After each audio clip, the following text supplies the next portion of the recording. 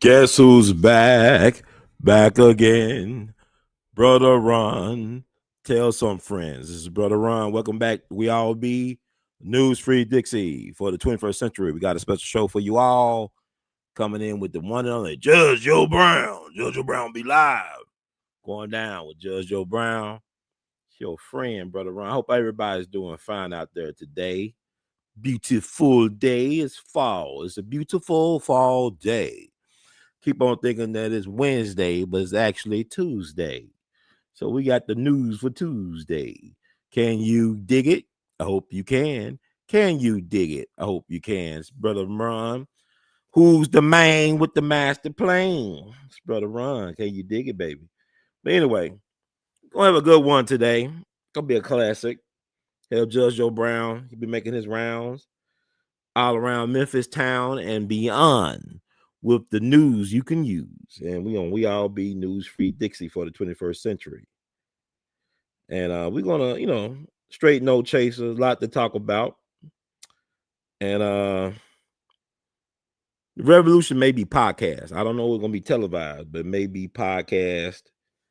And we all the way live with it. And there's a lot going on. Like, it's a lot on my mind as I process everything going down. As I make the rounds in my mind about the things going down. Processing. Tell your friends to tune out, to tune in, to get in where they fit in, because this is the place to be right now. And we're going to make it loud and clear. There's a lot going on, man, because like people, they like to romanticize things, right? Thank you. Peace. One love. I hope you can hear me loud and clear. No interruptions, no skips. Everything coming in loud and clear. Let me know. Fluence 1414. We love you madly. But there's a lot going on in my mind. That got run a roll in my mind. I'm gonna make sure we get our guests. Make sure he ain't hold up or held hostage. I'm gonna come. Thank you, Sister Duckworth, for what it's worth. Yes, sir. Hey, Judge, how you doing? You got the link? Got the link. All right, looking forward to see you. Yes, sir. All right, thank you. So we got Judge, boy, gonna be a good one. I got Judge. Yay. But now I saw the Charlie Kirk funeral or memorial service. Thank you. I just need to know that because I'm doing it for y'all. We all be in it to win it. Thank y'all. I saw the Charlie Kirk homegoing celebration. I looked at the whole thing. About, it had like an hour-long concert, whatever. It's about 8 hours of stuff. And I thought it was well done. But what I've been thinking about lately, are we witnessing the Fourth Reich? Is this the Fourth Reich we're witnessing? I tell you that because I think about Baba Dick Gregory. Man, Baba Dick Gregory would love what's going on right now. It would have been awesome to get his tape, but he gave his tape before he went away. Kind of writes his ancestor. Baba Dick Gregory communicates with me all the time. And he talked about his biggest fear, or his fear. I ain't gonna say his biggest fear, but his fear was the Trump's shadow. Like Trump's shadow was his fear. And people will try to say, well, he was afraid of the Trump administration. No, he wasn't afraid of Trump, the man or the administration. His concern was going to come behind or after a Trump administration. Trump's shadow. We're living in Trump's shadow now. And I'm thinking about myself, when people talk about the 60s, they over romanticize the 60s. They always talk about this is like the 60s.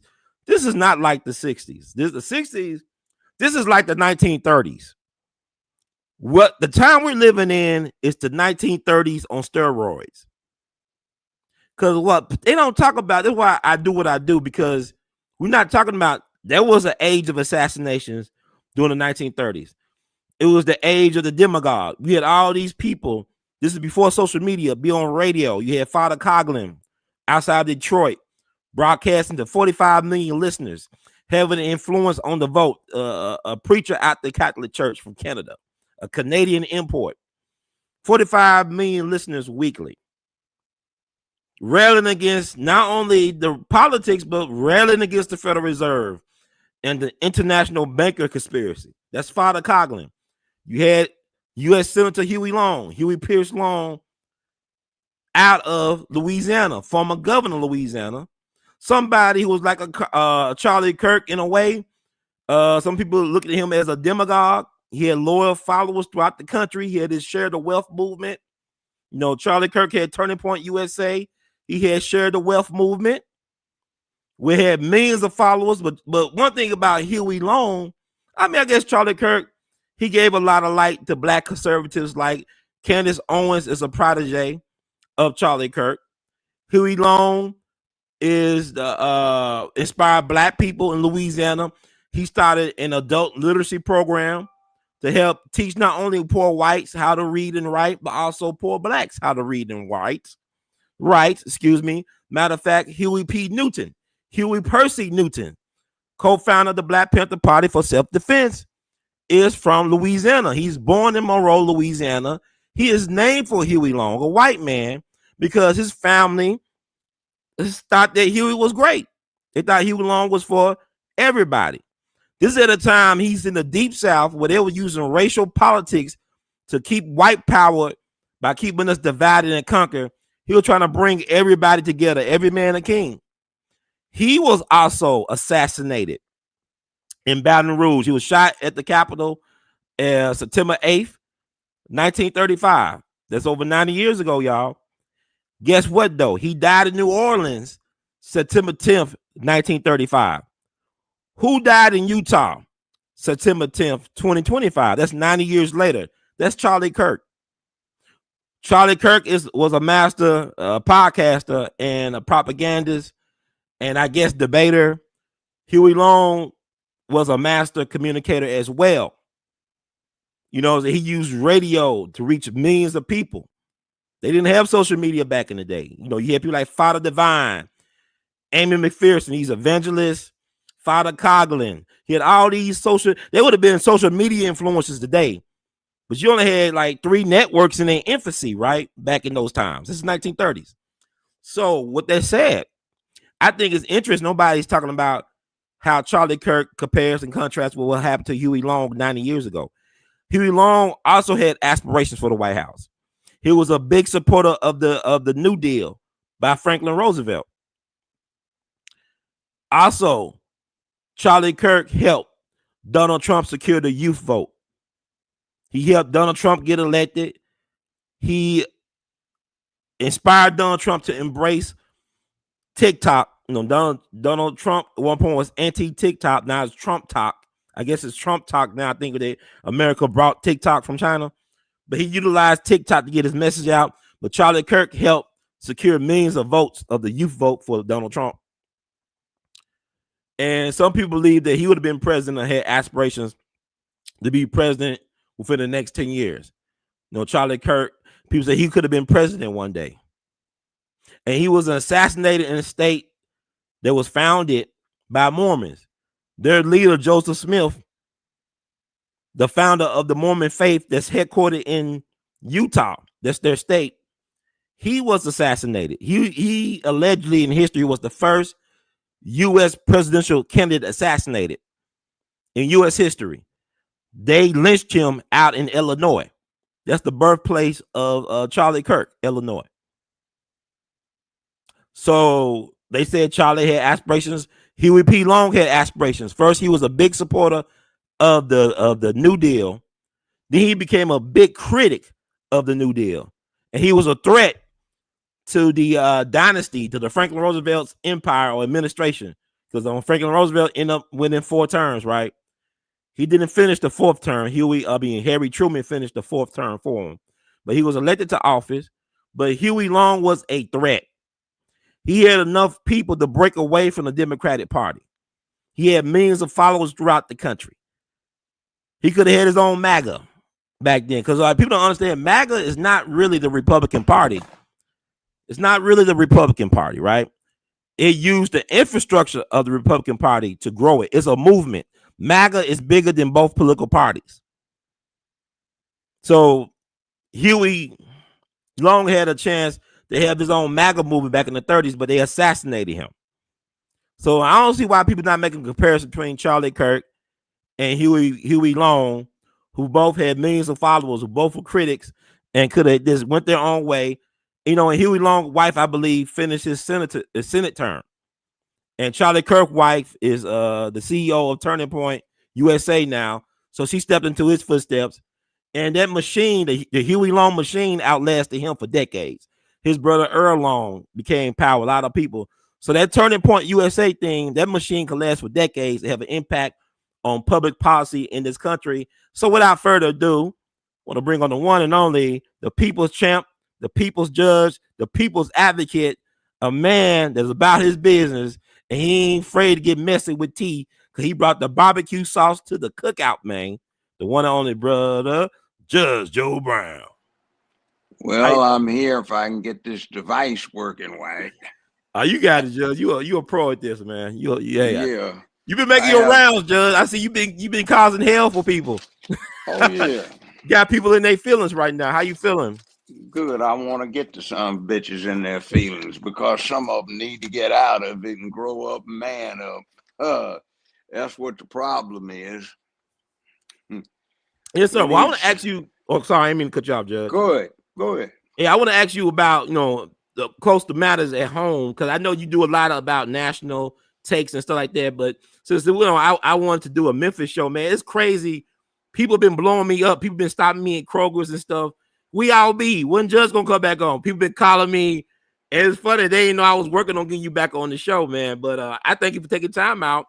But I want to talk about what's going on in Memphis right now. Memphis allegedly about to be locked down, occupied by the government, by the feds. What's your take on the National Guard being in Memphis? Memphis is being run by some sissified punks. That's what your problem is. They ain't got manhood. You got a Mayor A.L.L running around. He needs a uniformed police bodyguard to walk off in a 4-star restaurant. You've got Doc Harrington hanging out at Houston's before it closed down, thanks to the current administration's bankrupt policies. He's in there by himself. You got a congressman over there, Harold Ford, dropping in someplace by himself. You got Joe Brown, an international celebrity in there, and a 2-time criminal court judge in there by himself. You've got all these other folk, and you got a punk mayor has to have an armed bodyguard in uniform, not 1, not 2, but 6 to 8 of them everywhere he goes because he's afraid of his constituency. You have the clown council downtown that lacks incompetence. You've got a do-nothing Davis running the police department. It is absolutely pathetic. If they stop, let's put it this way. Allegations are if they stop trying to steal so much of the public money and funds and get around to perhaps taking care of the business of their constituents instead of trying to push some ideology. This might be a better place. This ought to be one of the biggest, most powerful, and most financially well-off locations in the United States, and it's not because the people are too petty and they sell out for chump change. So that's an interesting take on it. Do you think that what would be some of the benefits of having the National Guard here? Like, can you name some of the benefits? Law and order. I mean, you don't want your wife, girlfriend, sister, aunt, grandmama, co-workers, or yourself out pumping gas because it's not safe. I mean, I understand the sentiment and the lack of inadequacy and the problems with self-esteem, but do you have to be so kind as to share your music with everybody else from 4 blocks away?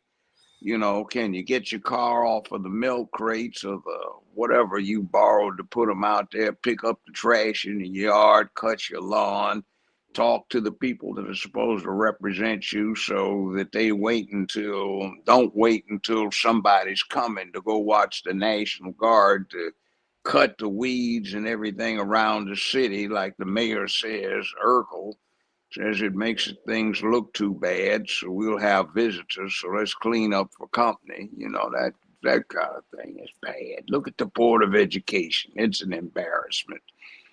And then we need another Tennessee Waltz that rounded up all of the crooks in politics about 20-some years ago. We need a Memphis boogie right now.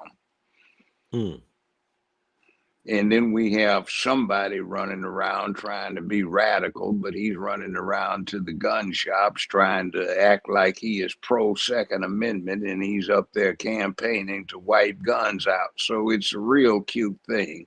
Somebody, let's just say, doesn't know whether he wants to fake being T.D. Jakes, MLK, or Malcolm in his presentation, and seems to have a lying fit when it comes to Musk out here on the island about XAI not complying with EPA, and there's never been a review or anything or any test run, and there is no such EPA report. We've got all sorts of things going on. We've got this park down here on Union that used to have Nathan Bedford Forrest presiding over it. And somebody who is running a clerk's office now, when they were on the county commission, helped sponsor an item of legislation for the benefit of somebody else who was on the county commission. So his corporation got to buy that park for just $1,000 with no bid. And then let's say we need to get an inquiry into who took the statue down, how much the county and the city paid them to take the statue down, how much they got paid for storing it for how many months, and what happened to the statue that was there. Also, the one that is in that park that got bought for another $1,000 no bid, where the metal museum is, where Jeff Davis was, and who got to store that statue after taking it down, and what relationship did that person have with the individuals who are responsible for the legislation. There are all kinds of things. It's crooked. What about that grass area right across from the Redbird Stadium, downtown on Union, right behind the Peabody? How did somebody manage to buy that city property for just $600,000? And how did somebody manage to get $210 million of Memphis money put into financing the development of that place? How did somebody, when he got appointed by the Poppin' Fresh Doughboy, aka Strickland, to operate downtown development, managed to secure another $210 million to change that decrepit hotel into something that nobody has any use for, that belongs to an international hotel chain that on its website advertises an 18.7% minority set aside, that the mayor's office says is only 5%, that the company says 3%, 3.7% is already gone out, and 3.7% of the $210 million is, guess what, 8,600,000 that somebody got to split. Why is it that our state legislators, when you check followthemoney.org and see who's been contributing to them, looks like a who's who off of the fences around the construction sites in Nashville? Nashville gets all the gravy, we get nothing. So, I mean, this is the distribution center of North America. It is ideally located in our little rinky-dink, pathetic-looking airport. Believe it or not, has the highest commercial tonnage in the world. Hong Kong, which is in second place, is about half the tonnage rate of Memphis Airport. But we don't get anything out of it because the blind lead the blind here, and they're a bunch of big fish in a little bitty fish bowl.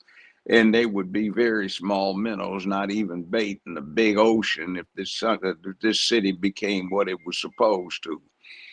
You've got crime rampant. You've got the chief of police being famous for slow down Memphis. Hell, the place is too slow as it is. Memphis Light Gas and Water breaks down if you take your dog out on the sidewalk and the dog takes a piss. So, I mean, what the devil? And then Blue Oval that they're bragging about isn't even an American company. It's a South Korean company, and according to their website, they've already hired 15,000 South Koreans. They're getting over here to move with their families, who will supposedly, or were supposedly, to be beneficiaries of bypassing a lot of immigration rules.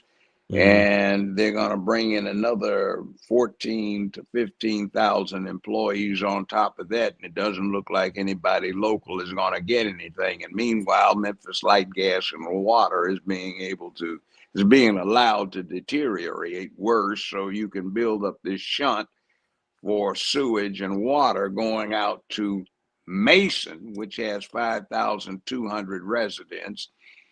And it has a contract with Memphis Light, Gas, and Water that's 35 going on 40 years old. And in 1997, the city passed a referendum that says no more of those agreements if they don't already exist. So Blue Oval, this South Korean company, is trying to take over Mason, Tennessee, and turn it into what is essentially to be the fourth largest urban area in Tennessee, with about 250,000 people. And we're supposed to front the several $billion bill of improving water and sewage out to that area, which is now 5,200 to be expanded to 250,000. So we're getting chomped off. We're getting nothing out of it. Our streets are minefields of potholes.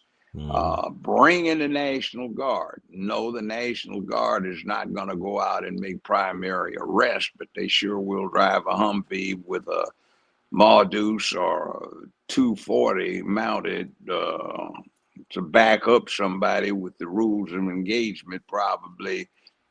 If you are fired upon, or if you observe the following, you can go ahead and do what you have to do. And they need to put some people on the ground instead of doing what's going on downtown. I know what happens downtown, and it's inexcusable that we have so many inexperienced people who are running the criminal justice system now, and they're letting folk who need to be up under jails run around without even having to post a bond. It is ridiculous, absolutely astonishingly ridiculous. And the reason that the local yokels are upset about the National Guard is because the National Guard highlights their incompetence and failure to govern. I want to ask you this as well too. I mean, they said in 2023, Mayor Paul Young received 24,408 votes. This amounted to 27.6% of the total votes cast, and was enough to win the election. Do we need runoffs? Because he didn't even get the people's confidence, voter confidence. I think it might help. And the other thing is we need voting integrity. I actually witnessed two people vote twice in the November primary. And that's just inexcusable. The way it works is there are two ways to vote now. You can go in and use the computer, vote, and it'll kick out a narrow thin cardboard ballot already printed out, and you stick it in the second machine, and that's your vote. Or you can just ask to do it yourself, fill it out by hand, but there's no way of auditing that.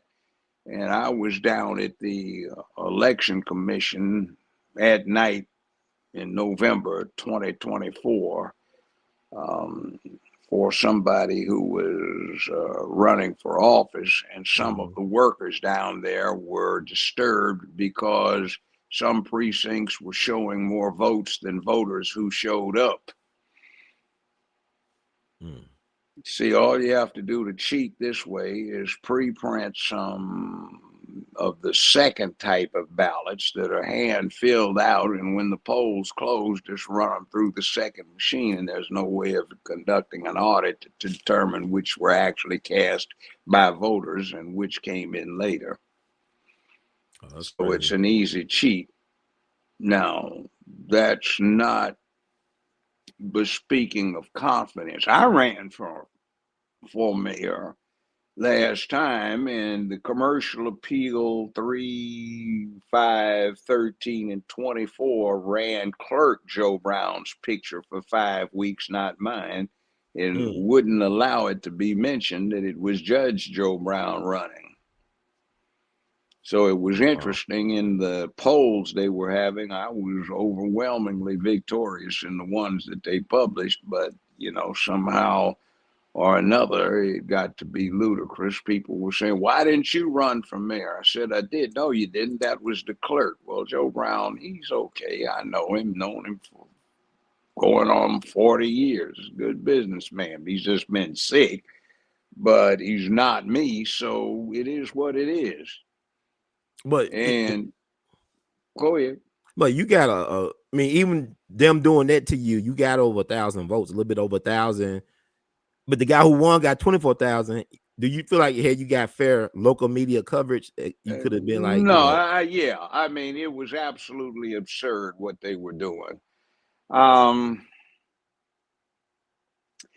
said the number one problem that would be facing the next mayor and the city administration was going to be crime, employment, and the lack of structure. It is, but people wanted to talk about social agendas. They wanted to talk about Midtown, Cooper Young area, downtown, which is being turned into effectively a gated community with restrictions on parking and access and other things, so that central downtown old town Memphis becomes the focus of everything, and the rest of the city goes to the devil.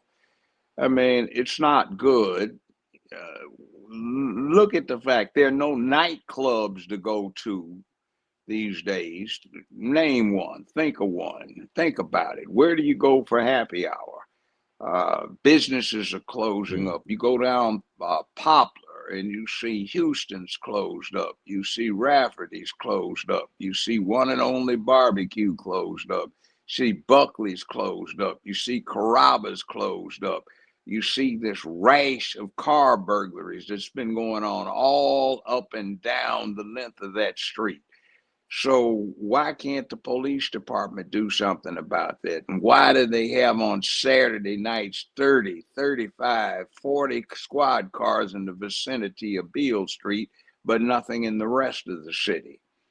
What time is that kind of thing? What is about the violence? We are the most violent city in the entirety of the United States of America, and the 10th most dangerous in the whole world. And that's at study after study. And conservative stations like KWAM have been going around and investigating the General Sessions Court Criminal Division dockets and seeing what's being put in after being arrested over the weekends or during the course of the week, getting arrest reports and such like, and it's showing that violent crime is not going down, and that's a lie. And there are people that are saying, I don't want to be exposed, but we are being told to underreport the criminal activity. And for example, if there is a holdup going on, a violent moment, 8 or 9 people have to suffer through it and technically would qualify as victims of the offense. They just list that as one offense instead of in the multiples of 8, 9, 11, 12 that are going on, because they just list the incident, not the criminal activity. In the whole of the United States, even when I was on the bench, before I retired 25 years ago, we were number 5 in the absolute numbers of state criminal cases that were handled in the United States. It was Los Angeles, New York, Chicago, Dallas, Memphis, Houston, Miami, Detroit, etc. And that is an absolute disgrace for us to be in that situation, to have that kind of lack of what it takes to get a handle on things. We need a re-implementation of pretrial release to give some assessment of the backgrounds and circumstances of the people who are taken into custody relative to bonds being set. but that's out of the picture. We've got a district attorney that has no substantial background in criminal justice. He's been a law professor. We don't have a white supremacist situation. We've got a black chief of police, female, a black sheriff. We've got 60% of the criminal court judges are black and female. 75% of the jury pool is black. 75% of the police department and the sheriff's department are black. The overwhelming majority of the city council, county commission, and board of education, and most of the commissioners and clerks in the county are black. And then people want to talk about the problems, white supremacy. It's black incompetence is what it is, but I don't even want to call it black. I call it Negro incompetence, because we've got people in who think that going into politics is a way to get personally wealthy at the public expense. That's not what it's about. Yes, sir.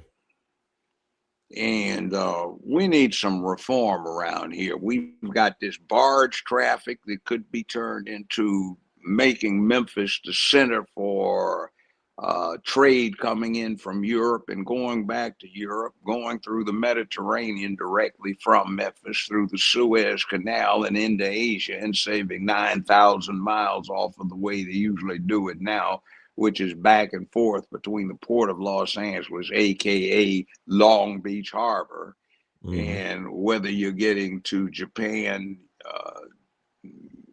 Korea, the Philippines, Taiwan, or China. You're talking about China. You order a new iPhone, and if you ask for the tracking, you'll see it stops in mainland China 2 times before it starts crossing the Pacific to get to the U.S. This deficit of industrial involvement of the United States in the process is pathetic. China has 82% of the world's manufacturing capacity. Go look in your kitchen drawers and see if you find something that's not made in China.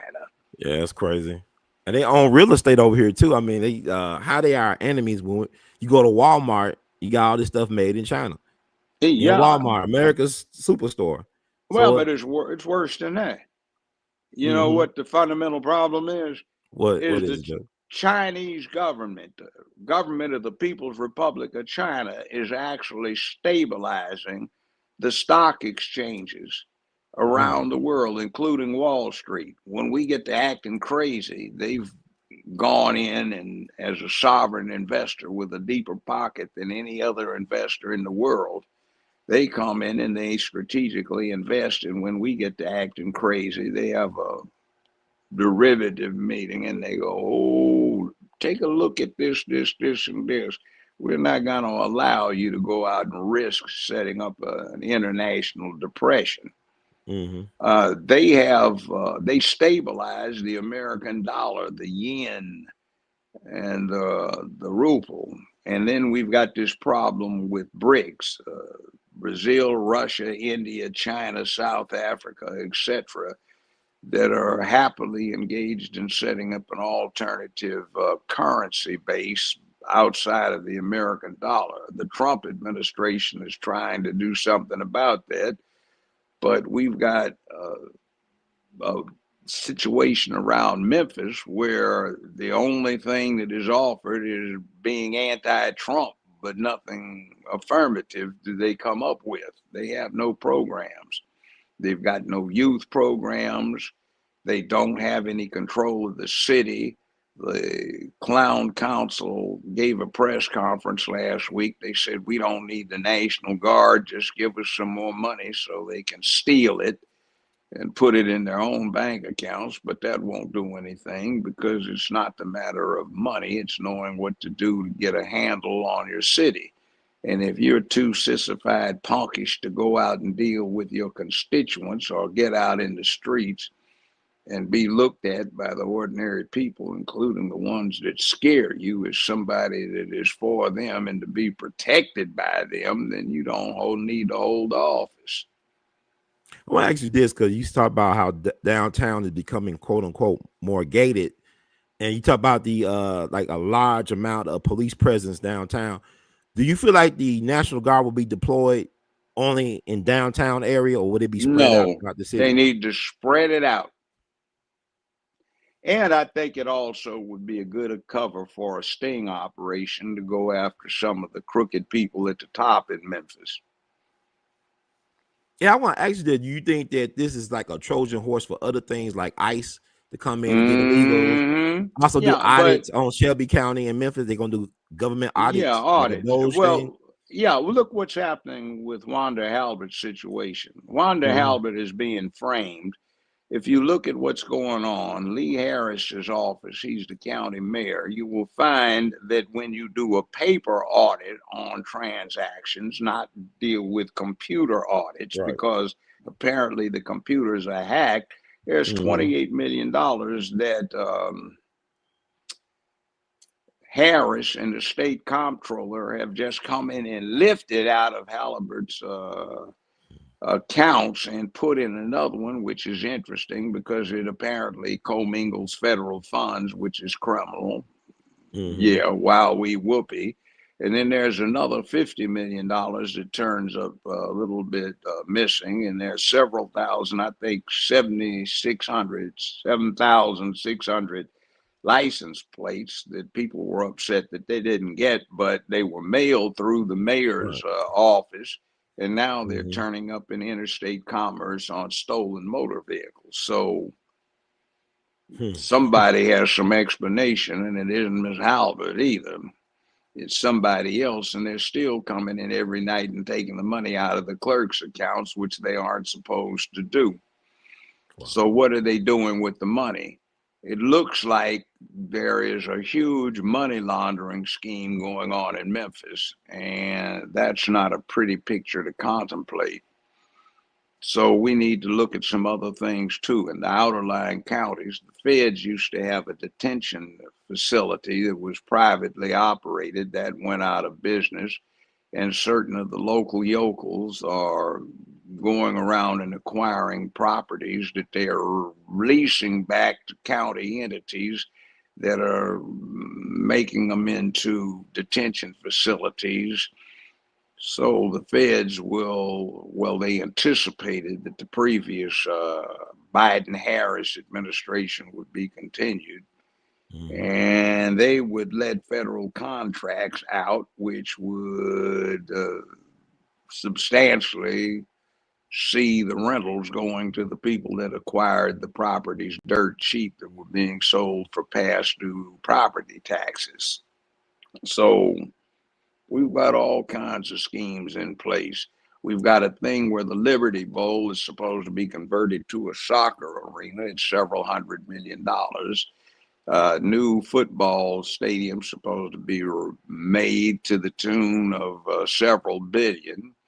The Mid-South Coliseum for 500 million is supposed to be renovated, and that's supposed to be operated under a privatized edition of the city park system, probably operated under Green Space, which is a corporation that, let's see, Van Turner controls.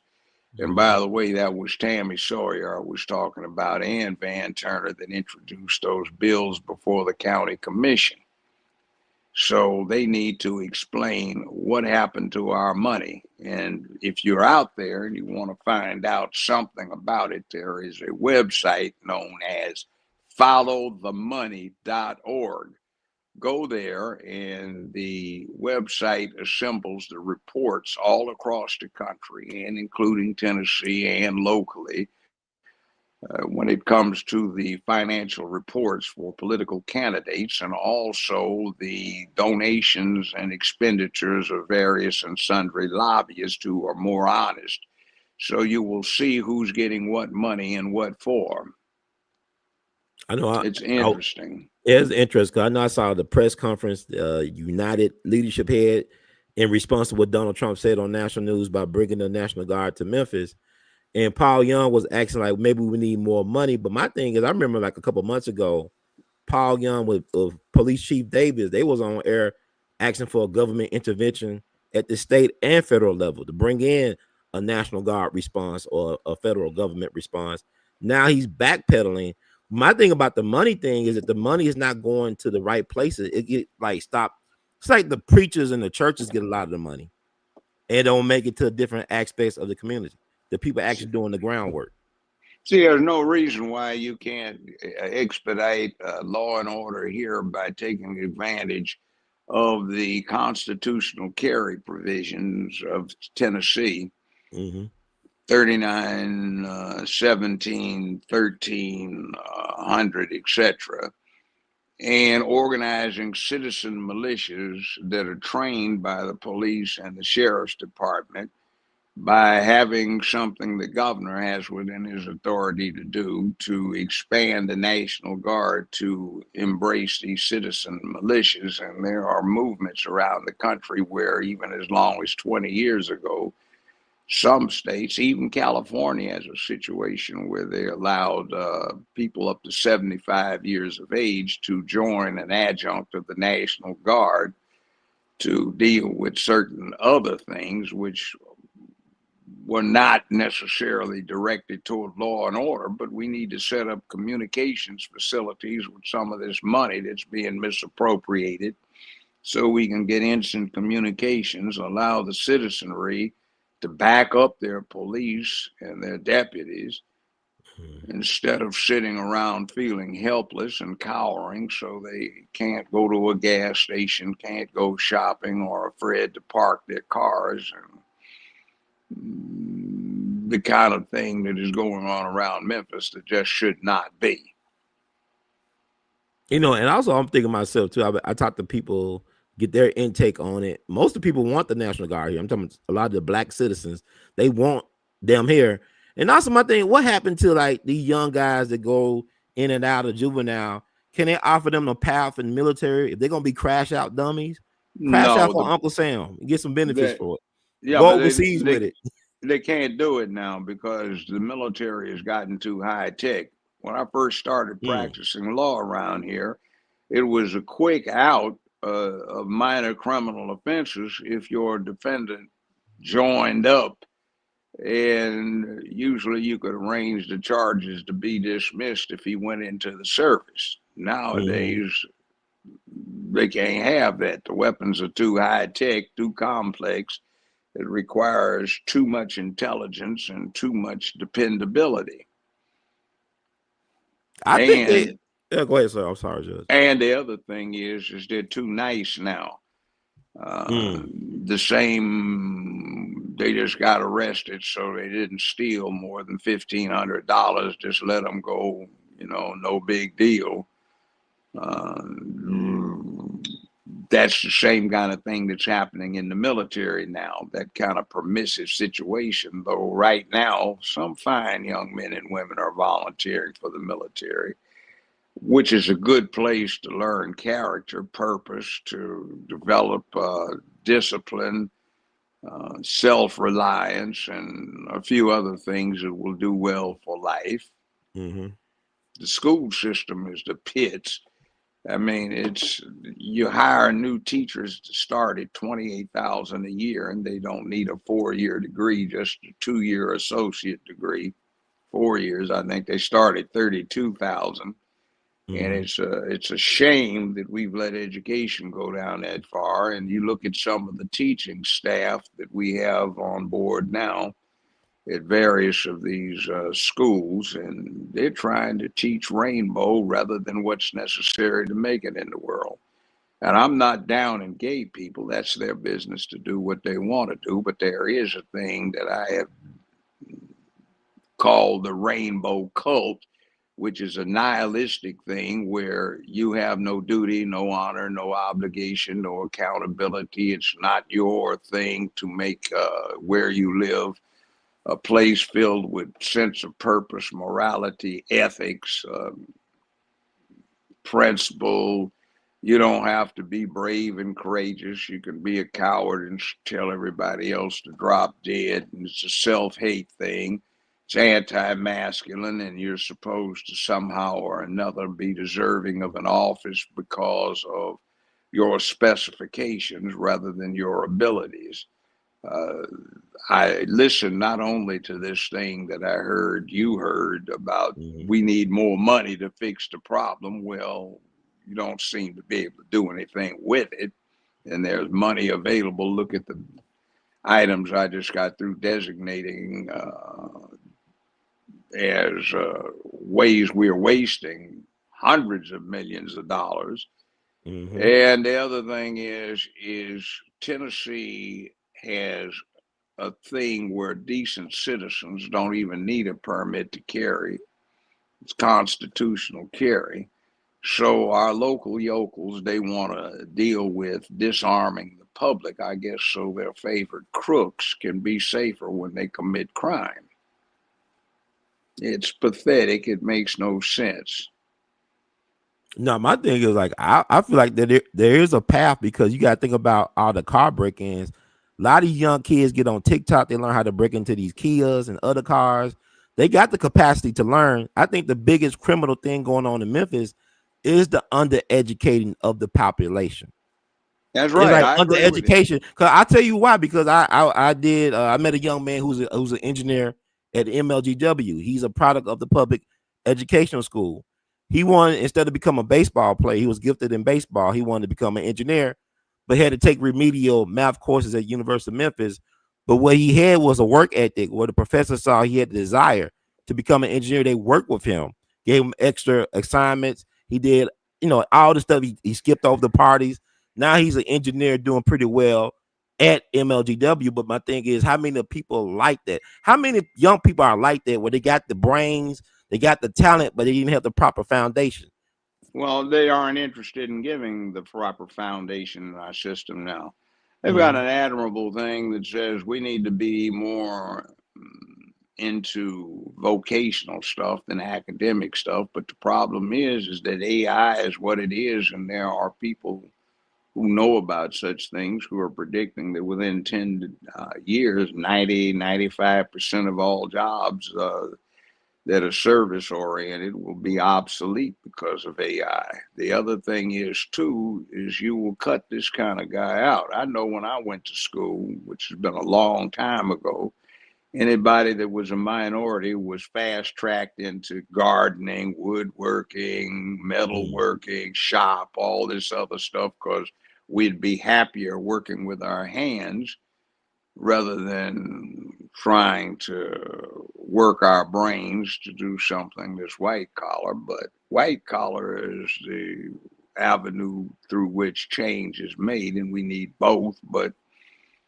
AI is endangering the ordinary person and his ability to be viable in the workforce. That's what's wrong with this criminal justice system, too. It's not really out there to deal with crime so much as it is to deal with surplus labor. See, labor is a commodity. And when you have a commodity glut, there are three things you do. I've said this with you before. You cut back production, subsidize the would-be producer, and store the surplus. We put our surplus in a jail cell instead of a grain silo.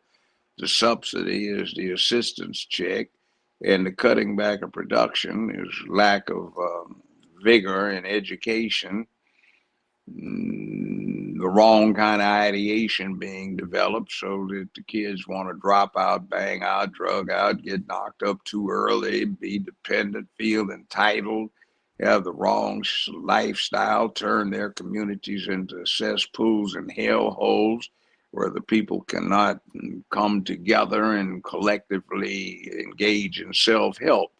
And then they quickly put themselves in a position where they wind up going to jail. And the question is not whether somebody is picking on somebody because of their ethnicity and putting them in jail.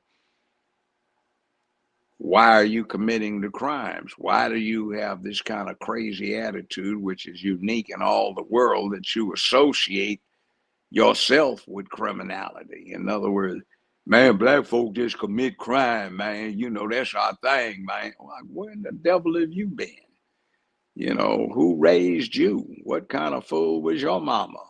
I got it. You didn't know your daddy because of the circumstances, and You don't understand what being a man is, about your obligations to make your community a better, safer, more secure place filled with economic prosperity. That's your job, not somebody else's.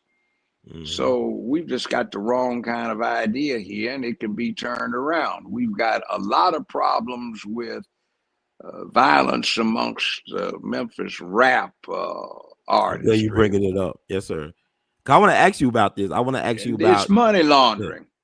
See, Say it it's again. Money money laundering. laundering. They're using the rap industry in Memphis as a front for money laundering. And that's why you're getting all of the violence associated with it, because the people whose money is being laundered or who are concerned with such things don't play that when somebody's funny with the money.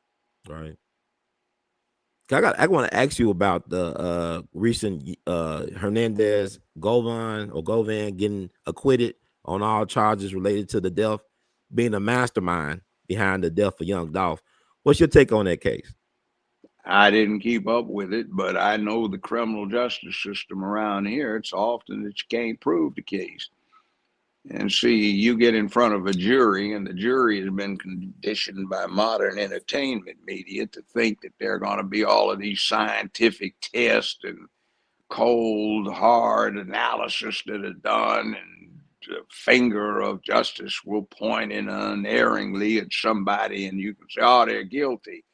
And it lapses back into not all of the scientific proof, but eyewitness stuff. And when you try to put together a case and you've got amateur prosecutors doing it, it doesn't work out too well. And you get those people on the jury, they just don't buy it.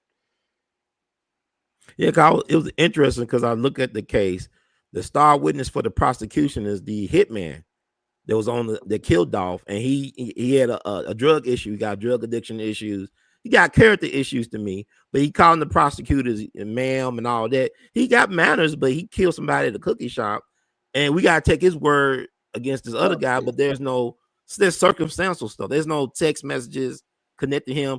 He may have had something to do with it, but the burden of proof is on the state, correct? They got to make their case, right? They have to make their case beyond a reasonable doubt, and in Tennessee, beyond a reasonable doubt and to a moral certainty. So, in matter of fact, for 30 years, the jury pattern instruction on beyond a reasonable doubt, I wrote it. So I know what it says. I think they've changed it since to ease it up a little bit, but it was pretty strict. In other words, you must be morally certain that you have gone as far as you can within the bounds of human logic, rationality, and reason to determine that there is no other reasonable explanation for what happened other than what the state says shows the guilt of the defendant. Even if you believe he's guilty, if there's anything that you can point to applying your reason and logic and dispassionate analysis to the situation, you can say, wait a minute, this other thing can happen. I believe he did it, but I can't discount this other. You're supposed to let him go. Because, I mean, as a pragmatic matter, you get situations where everybody is sure this person did it. There is a trial, maybe there's a deadlocked jury. People are mad about it, and a few months later, somebody else confesses to the crime. Right. And see, the other thing is the more violent the crime is, the less likely it is to be solved if there is no obvious connection between the alleged perpetrator and the victim. Let me ask you this. Do you think it was wise for him to, after getting exonerated or acquitted, to go make the social media rounds, to threaten people on social media? This character, he's threatening people on social media less than 48 hours after he got out, got off. He's making the rounds, talking about, the story. Would you advise a client to do that, to make these rounds? I'm not in the business of practicing law right now. My law license is in a medical disability situation. Yes, sir. Because about 15 years ago, I had some complications with type 2 diabetes. I'm all right now, but I don't feel like taking 16 unit hours of collegiate work a year to keep a license. and I don't feel like having all of the malpractice insurance and a secretarial staff and a law office and all of that, and have to answer to complaints because somebody doesn't like it when I say something that offends them. Yes, So sir. yeah, no. But let's put it this way. I'm not giving anybody advice, but a reading of American law, constitutional law would suggest that the best way to do stuff is keep your mouth shut and stop trying to talk your way out of something. You have a right to remain silent. But And if you go around running your big mouth off on social media, you're likely to get it stuffed back up your other end in a little bit because you said too much. That's the point. I'm not giving legal advice, yes, but sir. keep your mouth shut. Keep your mouth shut. But you know, it's a weird time to be alive, Judge, with the social media. Not just with the rappers like Young Thug talking, but also you got the mobsters like Michael Franchese or whatever his name is, Sammy the Bull Gravano. They on social media yapping their mouth about the life. I think Al Capone and Lucky Luciano and Bugsy will be on social media if they headed back in the day. Cause everybody's talking, everybody's snitching, everybody's informing, people oversharing, including the gangsters. Yeah, and Memphis was a retirement area for gangsters back when, the Jewish and Italian communities out of New York. I know Oni Madden, he was at Hot Springs for decades. They used to run the Cotton Club. He came down to Hot Springs. That's where they caught Lucky Luciano at back in the 30s. Where he was on the run. Meyer Lansky and that whole bunch. So yeah, it's interesting what Memphis represents. It was a center of commerce at one time, and these fools that run the city now have let it slide, so it's not. Let me ask you this. You think that I gotta ask you about the Tyre Nichols case, the state case. What's your take on, like, your quick take on that? The state case? Yeah, where they were found not guilty with a Chattanooga jury, not a Memphis jury, but Chattanooga. It would help if you had a prosecutorial staff run by somebody that had some actual experience in practicing criminal law.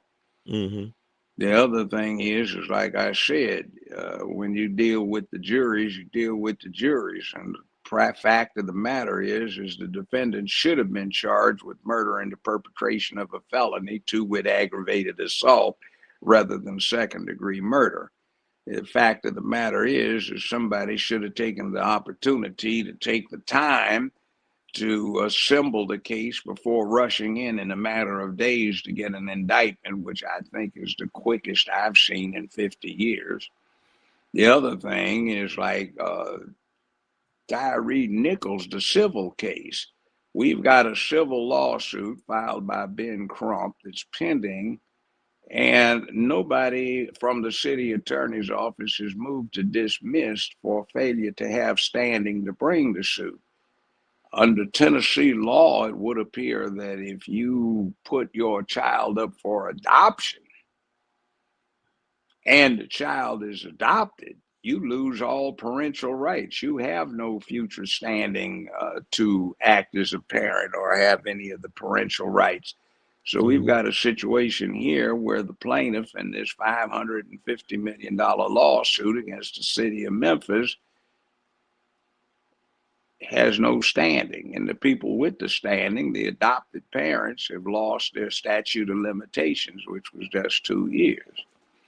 So why do we still have this case pending, and what is the deal behind the scenes of somebody trying to confess the city, and maybe a split of monies on a settlement comes out of the public treasury when nobody's supposed to get anything because the parties involved didn't know what they were doing? So you think that's by design, though? It's like this is corruption. This is like it's like a back end thing. Well, it's all of the above, and you might look at other people's history. See, people accept stuff because it's on social media and it's trendy, but they don't look into it. Somebody might have held an office with an organization, and the organization might have been damn near destroyed because of the ineptitude and the things that were done that weren't right. You might look into things where people with a great reputation, you find out they really haven't done their internship and residency, and they haven't tried any or many cases, but they have a great rep. So you need to check people out. Uh, I started seeing this when I was on the bench. Advertisement. People would come up with slick ads, play the clerk's office for printouts, print out, peel off, stick on labels of people who had just been docketed. And they'd send them letters saying that they needed private counsel because the public defender's office was inadequate. And the problem with that is when the person got the case and they trot into your division of criminal court, you'd see somebody with 5, 6, 7 defendants in your courtroom on that day who had the same lawyer. And you know that lawyer had never tried a case, hadn't even argued a motion. And when it came down to dealing with the case, it was a disaster. I had one of these characters that I embarrassed on the record because one of the assistant public defenders in my courtroom had worked up a deal with the state where the state was going to drop the charges, but the defender wanted the defendant to have the opportunity to pay the cost so jeopardy would attach and the case couldn't be brought back up later. So one of these guys who advertised came in and announced that he had been retained to take the case. Well, I asked him how long he needed. I let him have 2 weeks, and I wasn't going to get in the way of making his money. But when he came back in, he wanted to plead this same man out to 5 years. Same man the state was going to drop the charges on, who was represented by the public defender's office. Wow. Now, I'll say this. Most public defenders don't do what they do just because of the money. They do it for the purpose, the cause, and they also are doing the equivalent of a doctor getting his internship and residency. So they learn to practice the law. Now, the typical guy that just comes out of law school and jumps right into trying to be private practice because he's got some family that can finance him, or he gets in with a big law firm, what winds up happening is he doesn't learn the ropes because he's doing research. They charge high fees. There are too many lawyers, and they have to charge ridiculous fees because they don't have the volume to keep their front doors open. And then, speaking of which, let's talk about the fix. Board of Education has a legal department, a full paid legal staff for the county board of education, but they hire private firms that they pay an exorbitant amount of money to per hour to handle routine cases. And you get the ludicrous situation of one of the board attorneys sitting in there who's got 15, 17 years experience, and somebody who's getting paid 3 times as much as just 3 or 4 years out of law school working with the firm that's got the private contract. That's another thing we need to look at, is you do not need board approval and a formal record of a contract that's $100,000 or less with the Board of Education. But if somebody has 10 of these contracts, that's $1 million. But since it's 10 contracts, you don't have to go through authorizing all 10 and getting board approval. Same thing when it comes to the legal representation where you bring in a private firm. Each particular instance is a separate contract, so they add up over the year. But while we whoopee, people make a lot of money. And then there is this debacle with the previous superintendent being confronted by somebody that had $13 million in contracts to tutor students, and principals, vice principals, administrators, guidance counselors had never heard of the tutorial programs, but there was $13 million of public funds paid out allegedly for that purpose. Mm. So those were the issues, but now we have new interim superintendent. I think, amongst other things, a complete audit ought to be done of the Board of Education. Somebody like the 13 million, was that under Dr. Fegans or Fegans, whatever her name is, or the one before her? Yeah, she was the one that got rebelled against it. Somebody put his finger in her face. She complained about it. And they wound up firing her because she was trying to see what was happening to the public money. It just didn't go with the local flow. So I know they are going to vote for the board again next year. They on the ballot. They actually commission voted to have them on the ballot for 2026. What should be done? Like who should people look Turn everybody out and get a brand new crew and look to see what kind of educational background they actually have and what kind of policies. Get up off your butt, stop being couch potato, and pay attention. Yes, You pay all of this time and money out to watch basketball, football, baseball, Oprah, all kind of foolishness, P-Valley, some Tyler Perry, something or another, but you pay no attention to the people that are running your lives, and you wait until you show up at the poll and somebody hands you a sample ballot. Look at Strickland. Strickland got his political start when he paid people to put out sample ballots for him, and he was running against somebody black, so they put his name under the black person's photo and the black guy's name under his white photo. So I mean, you get all these corrupt. And that was Strickland, former mayor of Memphis before Paul Young. Strickland actually made Paul Young. Paul Young was over the housing division for Strickland, and then he succeeded Strickland in the office. We hope we get Judge Joe back on the show. But that's Strickland. Jim Strickland, he's the dean of law school at the University of Memphis. He's now the dean, probably still pulling strings.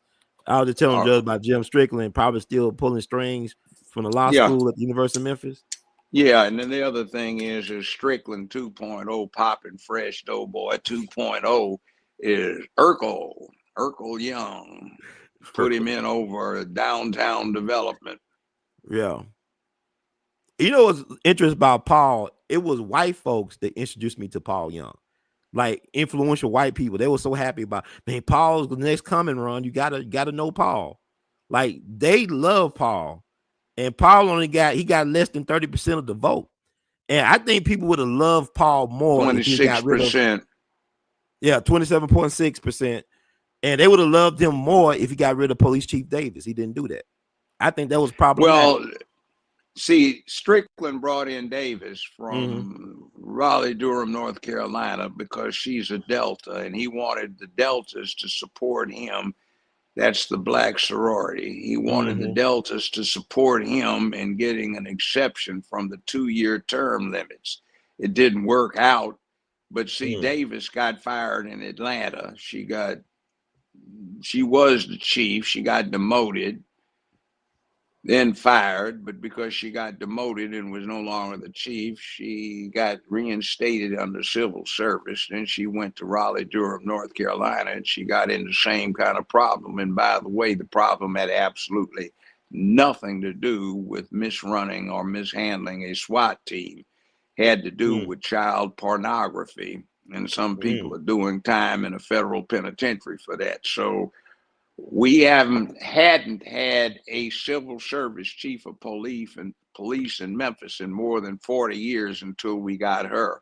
So why they brought her in as a chief instead of as a director subject to job performance consideration, who can be hired and fired at the whim of the mayor, which is the way things are supposed to be.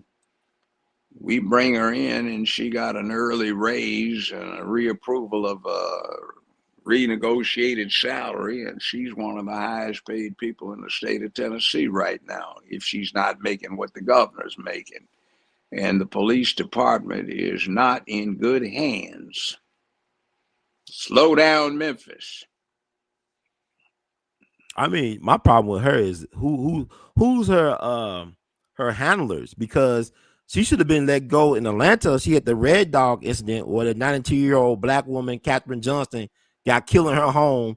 She was defending her home. She got killed in the home by undercover police officers. Then they tried to plant drugs on the black woman. Then it came out in court that they planted drugs on the woman. They act like it was a trap house, a drug house, which is what it was not. And the family was paid millions of dollars thereafter. I remember when it happened back in November of 2006. And then she created that Red Dog unit that did that. Then the Scorpion unit. Every time I see her face on TV, I think about Tyre Nichols. It's like Well, it's trauma to see her in she public in didn't. office She like that. did.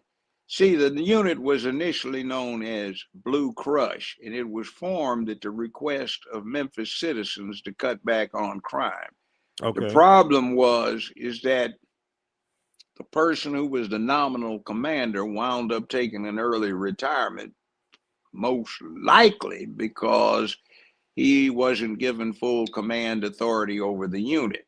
So the next person that got in, also just before the Tyre Nichols incident, left, and that was because he wasn't given the authority. So when Davis walks in on that, she doesn't know what to do to fix it. And by the way, the allegations are that it was not, the street allegations are that the Tyre Nichols thing was not some random cops running into a random citizen. It was a certain number of young guys, all members of the same frat, who found that somebody was dealing with several of their women. That's the allegation. And there was allegedly a visit that didn't produce the expected results. So then, after the unsuccessful visit, allegedly there was a hunt. So it wasn't like some cops were just running into somebody randomly on the street. It was somebody being looked for and hunted. And again, this is a situation that got chiseled in stone, or let's put it this way, written on a clay tablet and fired into hard ceramics because somebody didn't know what they were doing when it came to conducting an adequate prosecution. It looked like, from the allegations I've heard, that nobody intended to kill this person. He was just supposed to be roughed up, but he was suffering from Crohn's disease and he bled out internally. So that becomes a murder in the perpetration of a designated felony, too, with aggravated assault, which is first-degree murder under Tennessee law. But apparently nobody realized that at the time. They didn't charge anybody with those offenses. And that would have been a different kind of case to prove. See, another thing, too, there's a lot of hype that comes in from the inadequacies of the news media we have around here. Commercial appeal, 3, 5, 13, 24. And by the way, the same families behind all of them in terms of the interest that they have. And that's not a good thing. So what you get is a narrative that doesn't actually match the facts. Now, that's been a long-standing situation that happened from when we had a god-awful newspaper known as the Press Scimitar. It was a garbage rag, and it went out of business. But the people that owned the Press Scimitar bought the Commercial Appeal, which had some reputation for being a legitimate newspaper. So they fired all of the Commercial Appeal's editors and replaced them with the editorial board from the Press Scimitar. So you've had that rag in place ever since. And that's been quite some time ago. That's been close on to 40 years ago. So they are not reliable in the way they report the news. And I know when I was on the bench, there would be cases where everybody was up in an uproar and the defendant should be burned at the stake or hung at high noon. because it was such a horrible crime. And then when the jury gets the verdict, they send a question out, Your Honor. The jury has a question. Right. Tell everybody to write it up. You read the question. The court will now publish the question of the jury. Your Honor, if we find the victim deserved killing, do we have to convict the defendant? And everybody puts down their pencils and notepads because it's no longer interesting. Well, I got actually just like speaking of freedom of the press or the press. What's your take on the Jimmy Kimmel ABC Disney thing about him coming back now after being suspended indefinitely over his remarks concerning the Charlie Kirk situation? They might have hit him with a pay cut or a benefit cut, but here's the way it works. See, that kind of TV is called commercial TV. For every hour that the program is on, 32 minutes are devoted to commercial and 28 minutes to substance. So you have Nielsen ratings out there, so a commercial advertiser can turn his staff loose and analyzing what Nielsen comes up with to say, hey, my company should spend its advertising dollars on these products because, or my product, I should spend my advertising dollars with this show because look at who's looking. That's my market. I'll reach my market. So when some of the people that represent the commercial interest trying to reach that market tell one of the major networks, hey, we don't like this. This has got to stop. This is causing backlash amongst the people that we are going to be seeking to sell our product to. So what happens likely is not with Kimmel is that the previous advertisers got out of their contracts with the network, and some other people who were in with Fallon's agenda came back with another set of advertisers. Now I don't have anything personally against Fallon. Oh, you're talking about Kimmel, right? Kimmel. They both look alike, though. They look alike. Yeah, though. I know they alike. do. But Kimball's wife was a fan of mine, and he did a survey, and he did it for 5 years, and I came back as the most trusted man in America for all 5 years. So wow, I don't Kimmel, have any problems with him. So anyway, I know what happened. The network probably liked him. Some of the sponsors no longer liked him after his remarks. And they got a new set of sponsors who jumped on board, and they said, okay, we can put this back in. We made the point. And it but they looks lost like $4 he's billion, been properly, right? They almost lost. They yeah. lost almost $4 billion. You think it was about that though, or it's about something else? Was it really based on that? Hollywood really is marginal about money on hand. Next time you go to a movie, as the movie starts, look at all of the multiple studios who are involved in the production and distribution of that movie. Yes, sir. Today, you can't find a studio that can financially afford to just take the whole movie thing on. They have to sell shares, so to speak, in the production. So when you look at the movie, you'll see 1, 2, 3, 4, 5, Warner Brothers, Paramount, with other entities that are involved because it's gotten so expensive. That's interesting. So, yeah.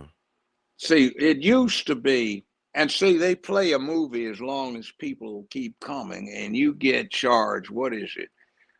$11.95, $14.95 for the movie per person.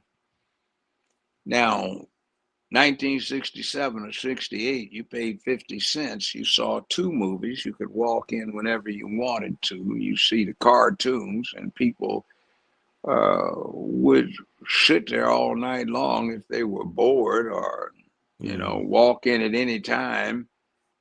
And the movies changed every Thursday and Sunday, and the studios put out it was costly, but they got it back quickly from doing all of these movies. But then color television switched from little round screens like that to regular size screens, and the movie industry was about to go bankrupt until somebody came up with some interesting ideas. One, let's just show one movie at a time, quadruple or triple the price on the movie, and show it as long as people will come, and let's deal with selling the movie to some underappreciated audiences, meaning black folk.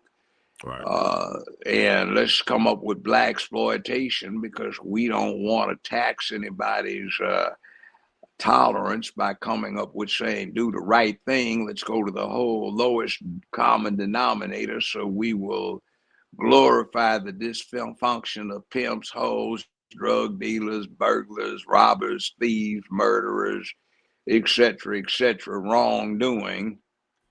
And we can hook this up with this newly arising thing where not it's coming out of the closet, so to speak, where so many in Hollywood are into that alternative mutual masturbation thing. I don't call it sex because it has nothing to do with reproduction. Yes, sir.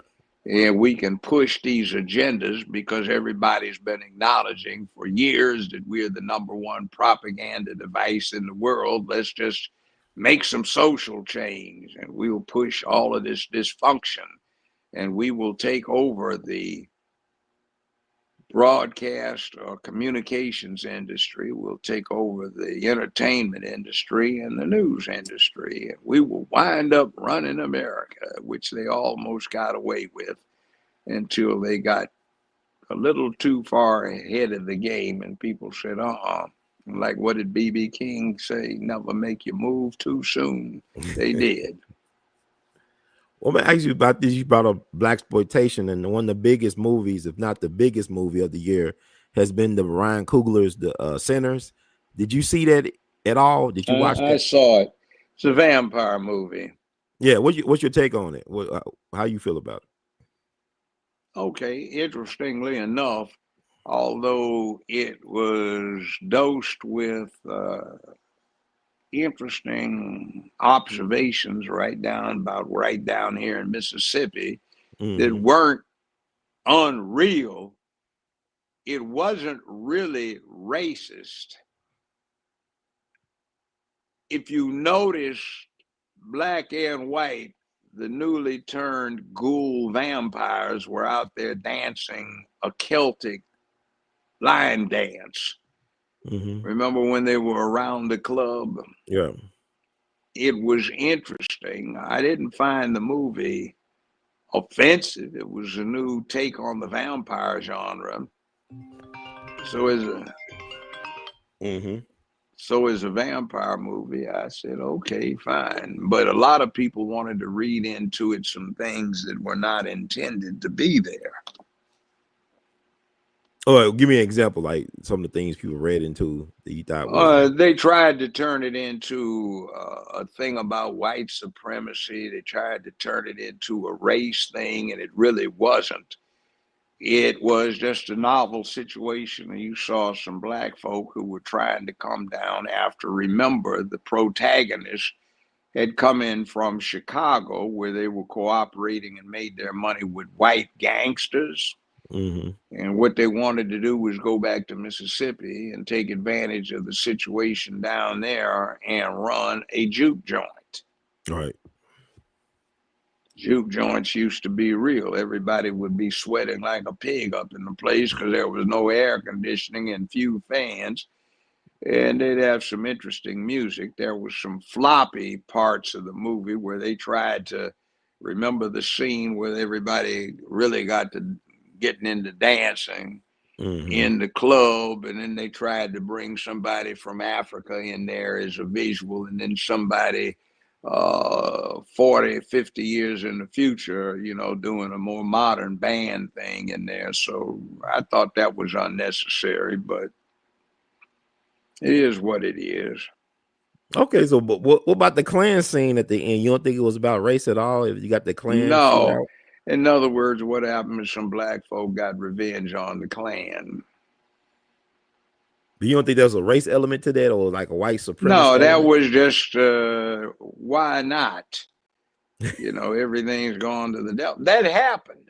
I know my grandfather and two uncles had to leave where they were because they killed two deputy sheriffs that they thought had something to do with the lynching of another uncle. That's family history that happens. If you read the old commercial appeal, they'd have 25, 50, 75, 100 years ago. And when it started updating to the 1870s, you had one instance right up here in Fayette County. They detailed where the Klan had been getting rough with some of the black people that lived up there in Fayette County. So they said some local colored heroes, that's the way the commercial appeal styled it, assembled, and they met the dirty night riders, and they quickly emptied 11 saddles of their sheets. So that's right up here in Fayette County. So it's not like it didn't happen. That kind of thing happened right over here, just near West Memphis, Arkansas, about 100 years ago, where there was a black cooperative, and there was a bunch of former residents who had moved north who came back to go hunting when some of the Klan decided that they were going to put the cooperative in its place, and they had a 3-day shootout, and the governor had to send in the National Guard to restore order because the locals couldn't. And by the way, that's another way of looking at what the National Guard does. These idiots that know nothing about the American government that they're supposed to be administrating downtown Memphis think that because they don't like it, that you can keep the guard out. The way it works is if the locals can't handle the law and keep public peace, dignity, and order, you send in the county. That's the sheriff. If the sheriff can't do it, you send in the state police. If the state police can't do it, you send in the National Guard, or you nationalize the reserve unit and the feds send it in, because all of this is part of the United States of America. And if you have these little islands of disorder where everything is broken down and gone to hell, eventually the country will go that way. So it works up, and they say it runs downhill in the military. Well, the responsibility runs up and the buck stops way at the top. And when the buck stops, the person whose desk it lands on can do something to make it roll back downhill. Now, I would say this about people concerns as relates to the National Guard. I would say you got to go back a little bit over 50 years ago to Kent State and Jackson State. I haven't heard of the National Guard being aggressive with the American civilian. But going back to Arkansas, now you had the 1919 Elaine race massacre, where the governor, who was from Mississippi, did utilize the National Guard to hunt down black people. Like you got Tulsa in 1921. You got even Washington, D.C. back in the Red Summer 1919. U.S. military was done to shoot and kill black people. Yeah, but this is documented history they don't talk about. I know. But there's one thing. The incident in D.C. was not the usual situation. Of course not. Yes, sir. More white folk died than black folk did in the 1919 thing in D.C. because there was a Black Veterans Association that was having a meeting there. They'd just gotten back from the trenches in France. That's right. And the Pullman car porters smuggled in some guns from Baltimore, so they got on the roofs of the tenement houses and buildings and started sniping and did a pretty good job. They had to send in the cavalry. Yeah, but that's U.S. military. They was against the military, and Woodrow Wilson did not do anything about it. Well, but Mother Nature had it rained. It started raining. That's what stopped it. It started to rain. Yeah, but black folks took on the military. They took on the United States government. I got it.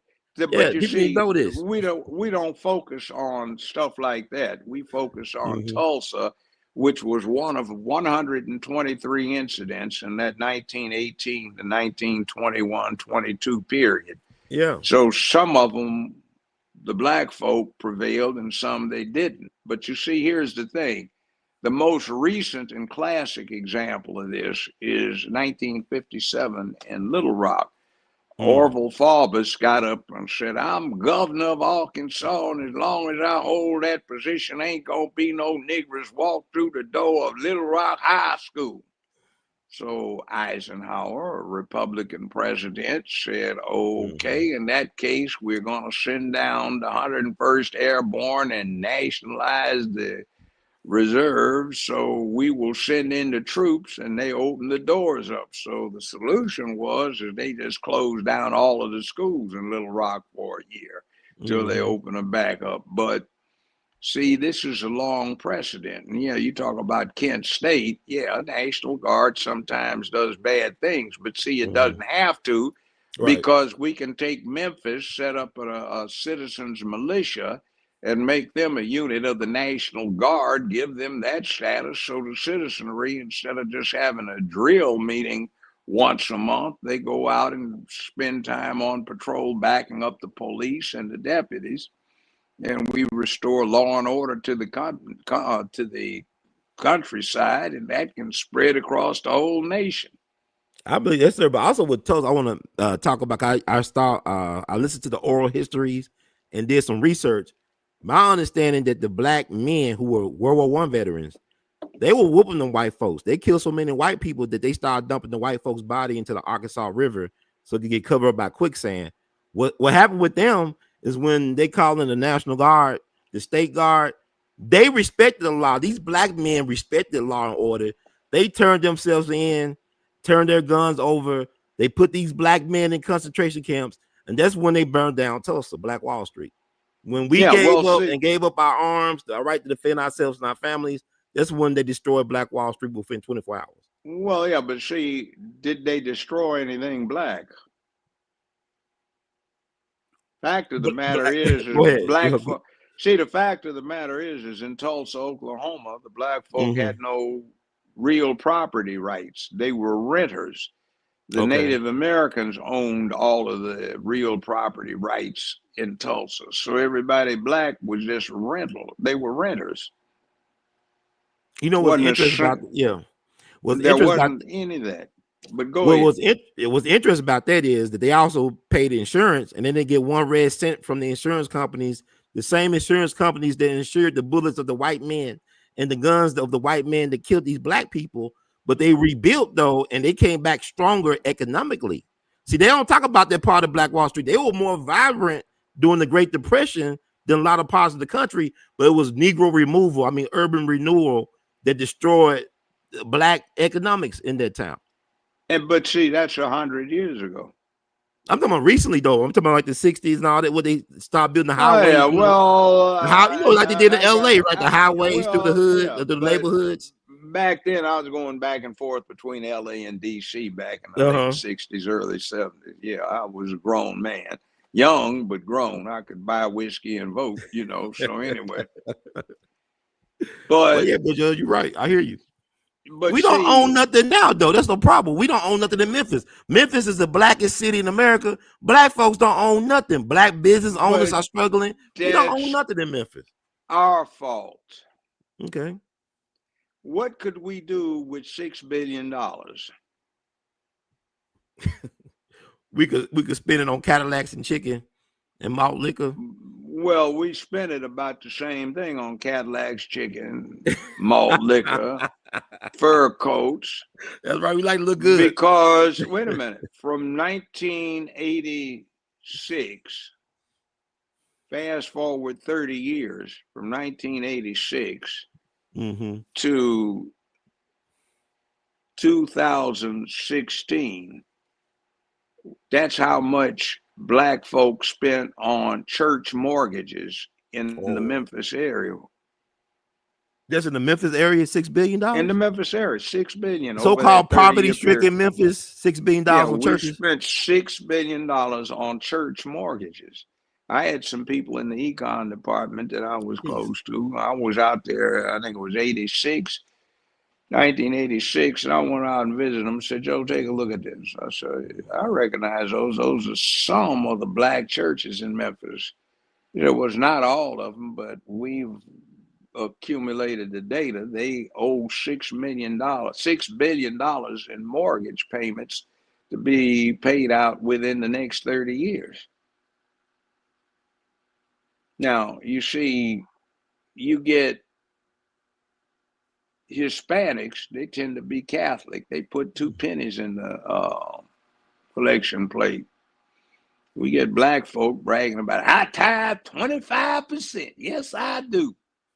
Well, if you tithe 1/4 of your income, you're a damn fool, because you could take that money and invest and earn enough to put more in your church collection plate, or just make up an arrangement with the preacher not to pimp you out, and to give you a decent sermon about doing the right thing instead of just believing with no concern about your behavior.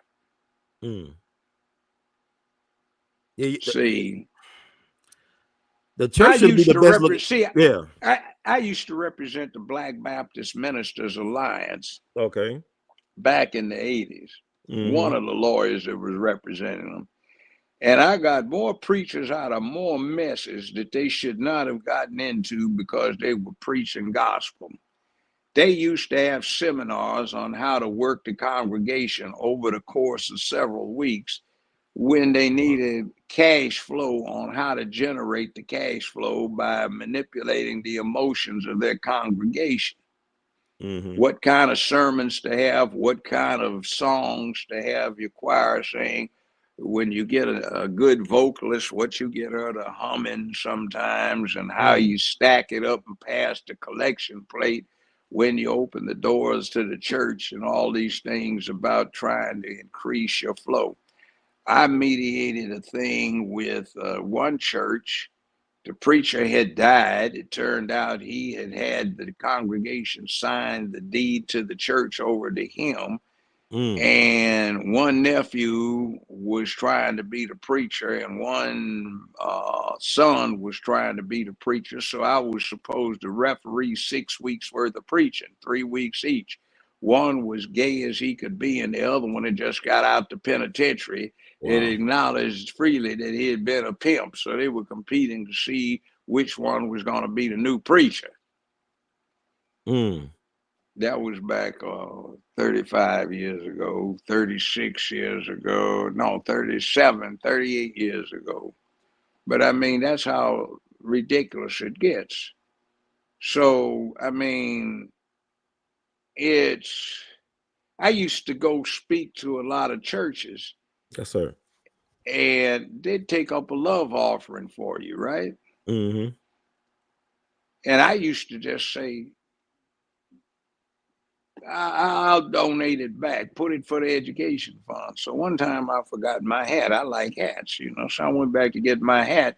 The deacon board is splitting up the money they collected from us. Give me back that money. Well, you just don't. I donated it to a good cause, not to you to pimp it.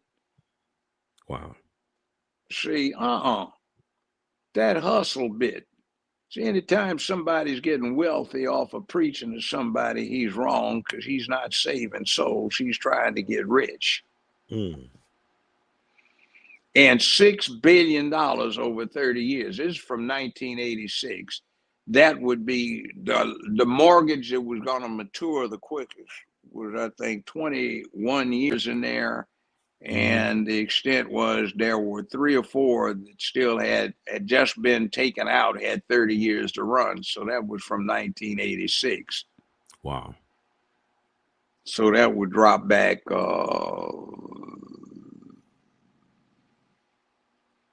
4 years from now, So you get this thing.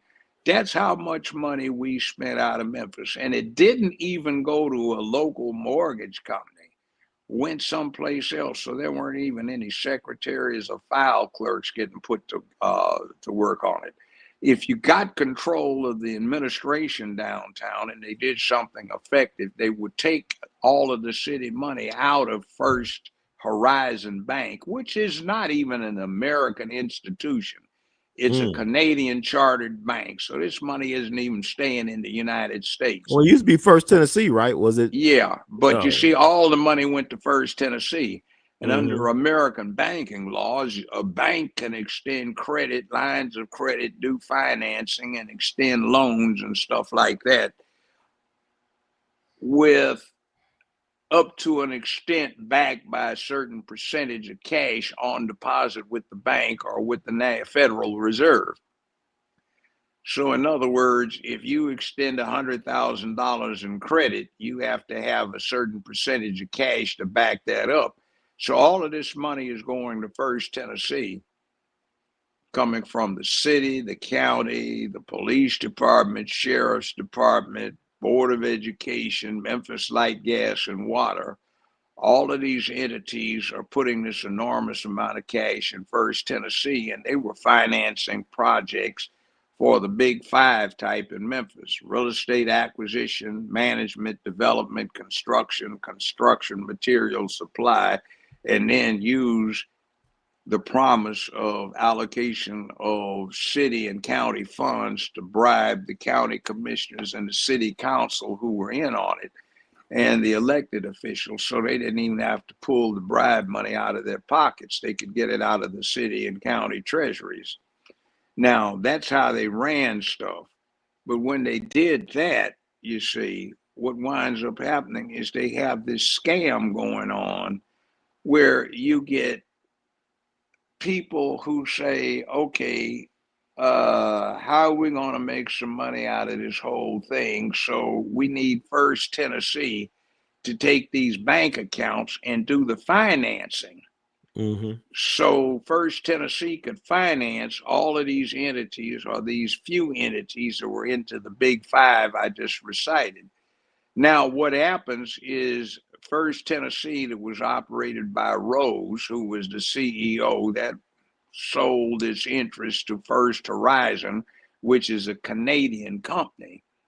So now everybody still puts their money in First Horizon. But if the city, through its elected representatives, would say, no, we're going to split this money up, we could open up credit unions and put deposits in other banks that would perhaps have a different orientation than First Tennessee and now First Horizon has. So you could develop small businesses, put developmental monies out there so that it would be easier for people to get a low interest rates on first and second homes, so that you could get a core seed deposit fund for churches to put their money together and get credit unions and other things to in financing for the middle class businessman, white, black, brown, red, yellow, and for the acquisition and financing of residential properties and upkeep of communities. It would make a big difference.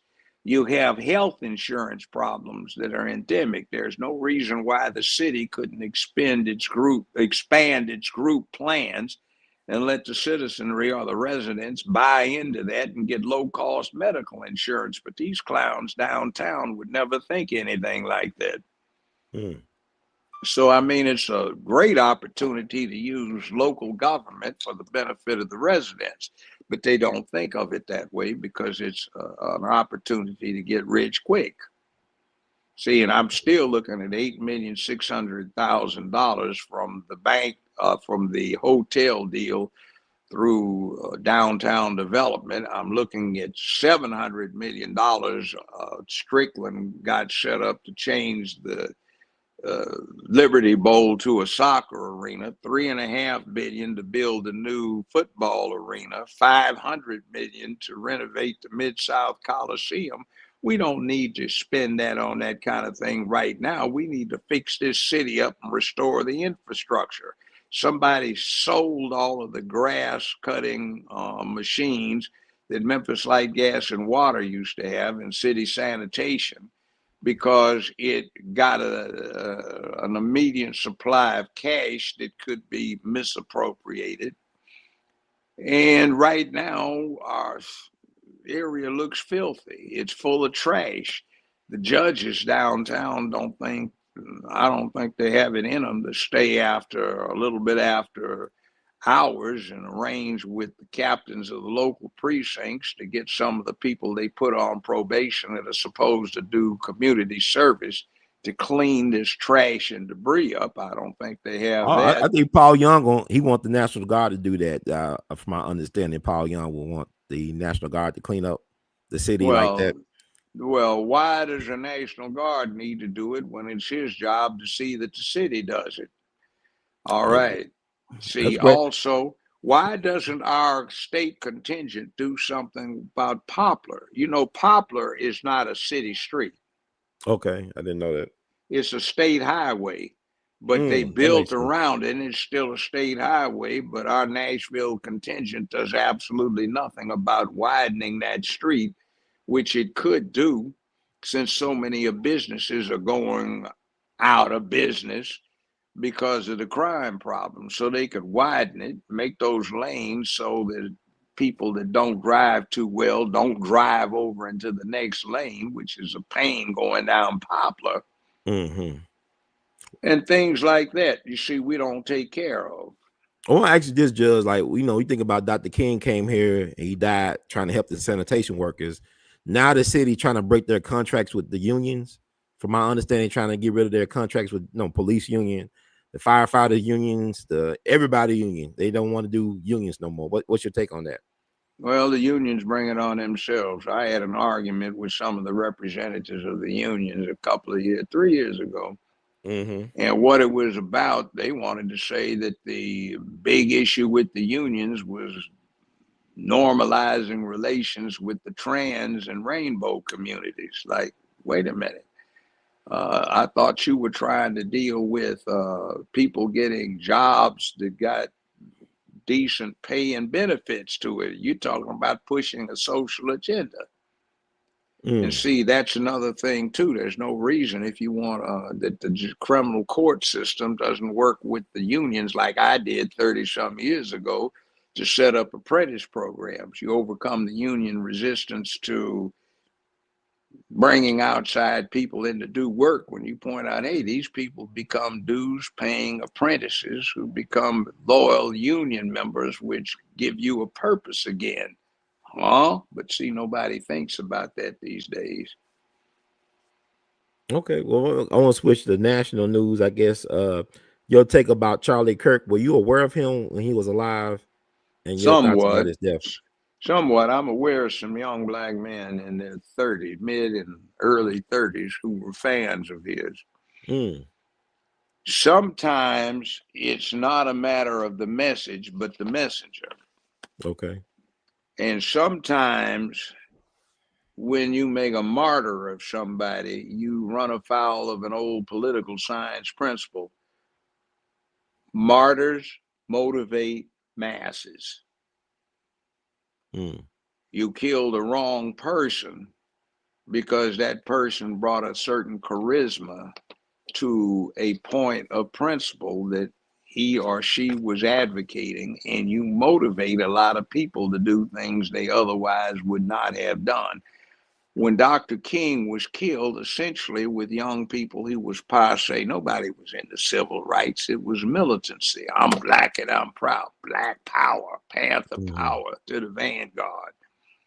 Black Student Alliance, Black Student Union, this kind of thing.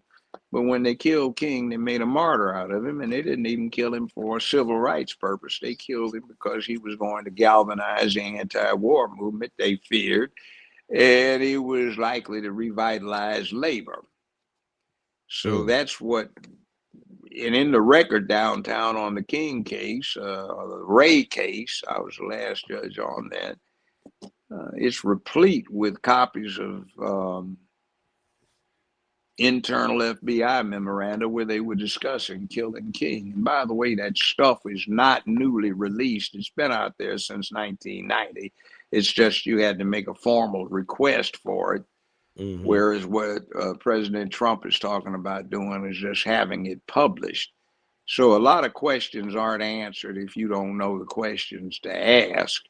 And you have to take what's in the volume of documents that are there and know what you're looking for. Most people don't. They have all kinds of theories about what happened. Like, for example, one of the more popular ones is King was alive when he got taken to the hospital. Yeah, St. Joseph. And Yeah. and somebody smothered him. Well, guess what? You get your carotid artery complex, the whole thing ripped out on the right with a 30 caliber bullet. You aren't getting off of a balcony. You're dead before the minute's out. So that's a myth. Well, so this interest, he got shot in his face where he, even if they said King survived, he would have been not able to communicate with that famous voice of his. Yeah, So that's Charlie about Kirk gets right. shot in the neck, and he communicate. He's great at messaging and stuff like that. So I'm asking you, why did they kill? Who killed Charlie Kirk, and why was he silenced? In your opinion, Well, see, you it's gave us not a so reason for much, King. it doesn't make any difference who did the actual trigger on an assassination. It's why. Yes, what's the why? The why with Charlie Kirk is something that I've been warning about for years. Okay. That is this rainbow cult I just spoke about that is effectively functioning as a new religion. It's a secular religion, but the closest approximation to the concept is Buddhism. Now, Buddhism is an ancient and honorable religion, but it does not have a deity. You can have one or not have one and be a devout Buddhist. It's about a way of approaching life.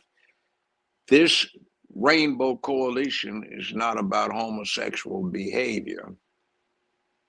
That might be part of the catechism that goes along with it, but it is a nihilistic philosophy of you don't have duty, honor, obligation, accountability, honor, driving the concept of self-sacrifice, making where you live a better, safer, more secure place filled with economic prosperity, sense of purpose, morality, and ethics. You don't have that. You don't have the driving engine of saying it is a man's obligation to be brave and courageous, but men of peace, a man of peace, unless it is absolutely necessary to be otherwise.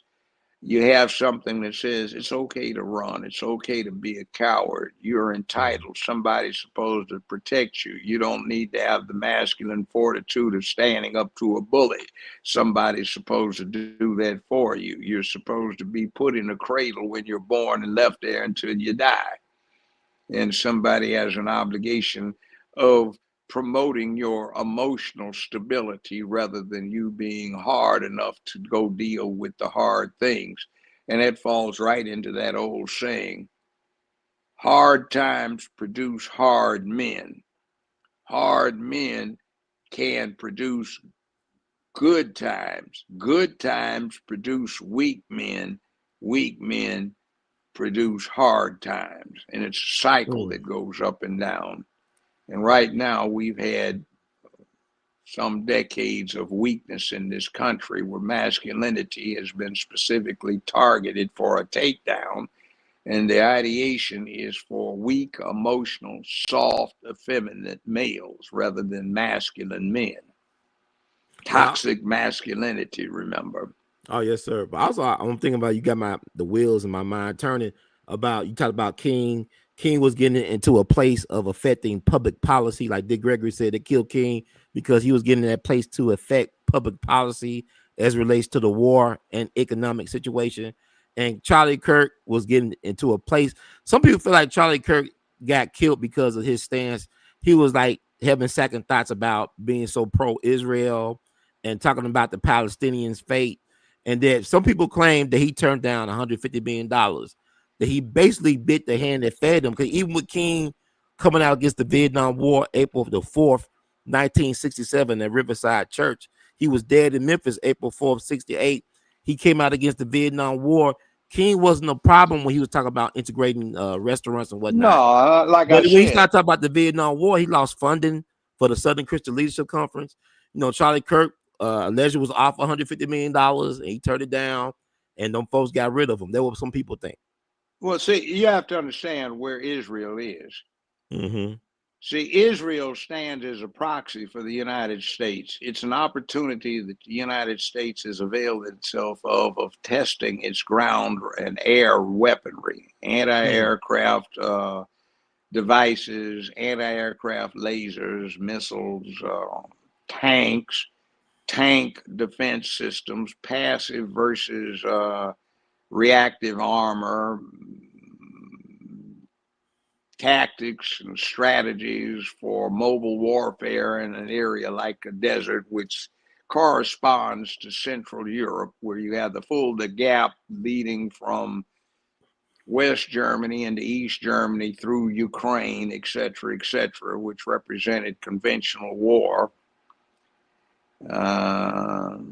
You have a thing where most of the Israeli Air Force is composed of combat pilots from the United States, France, and Britain who are on extended furlough, which is why they don't publish the names of active pilots in Israel or Israeli pilots.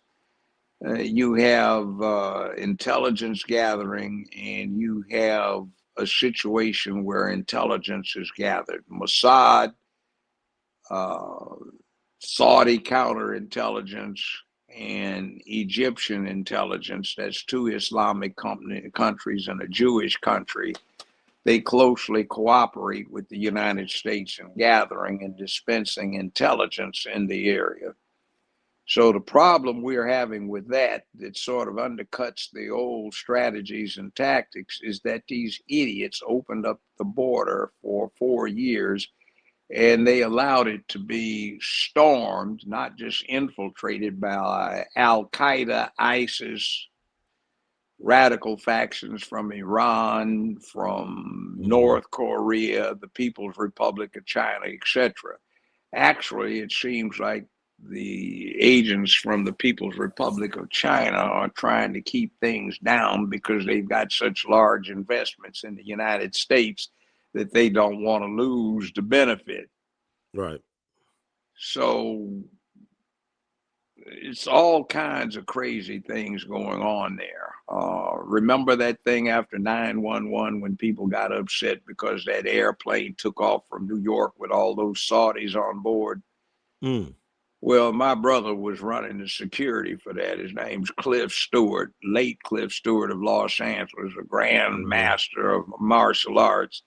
And he was acting as a representative of the head of Saudi Arabia's counterintelligence bureau, who, by the way, was a natural born American citizen. And it wasn't even a lightweight when the Sheikh's father was born in the United States, was a U.S. citizen. He was born in the U.S.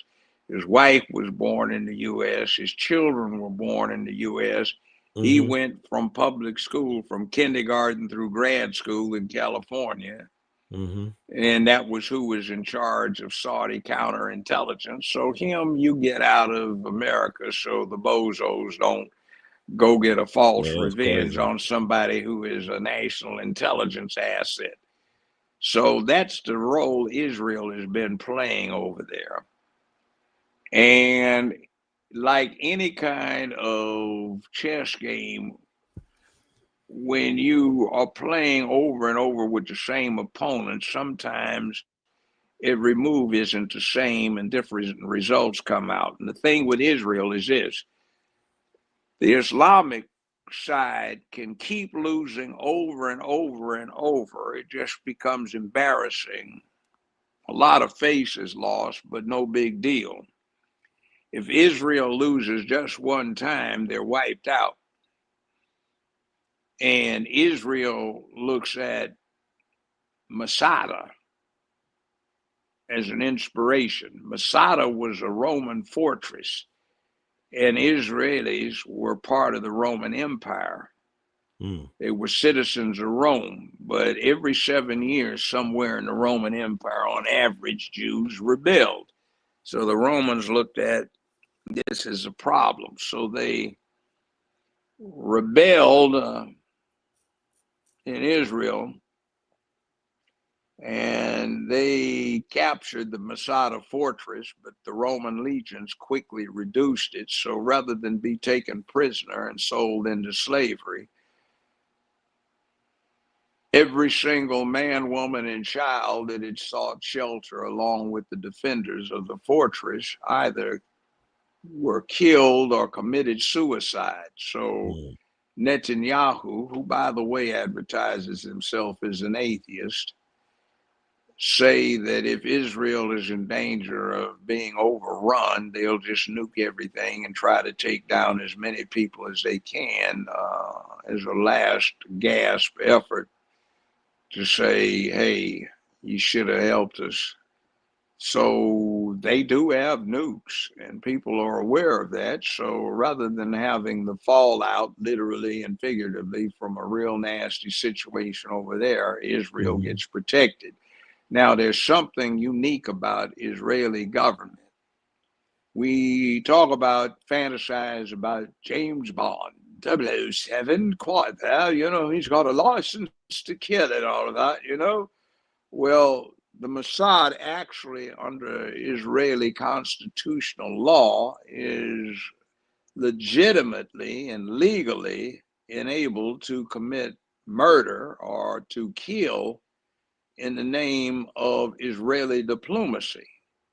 Now, it's not saying that the CIA doesn't take somebody out, because they do all the time, but technically it's against American law, and you could go to Leavenworth for that.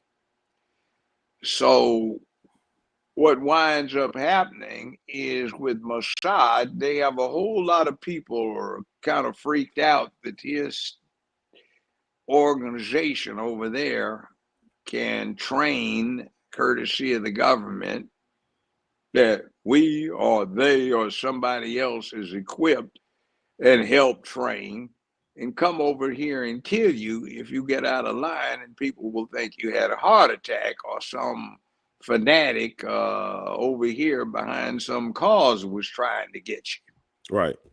So, Jay, I gotta ask you this: you a gun man? You the one that proved that the gun that the government had in possession that said James O'Ray used against That's Dr. not King. the rifle. That's right. Not the So I gotta rifle. ask you this, because they said he was hit. Charlie Kirk was hit with a 30-06, and I saw what guys did, like demonstrations of like what a 30-06 would do to you.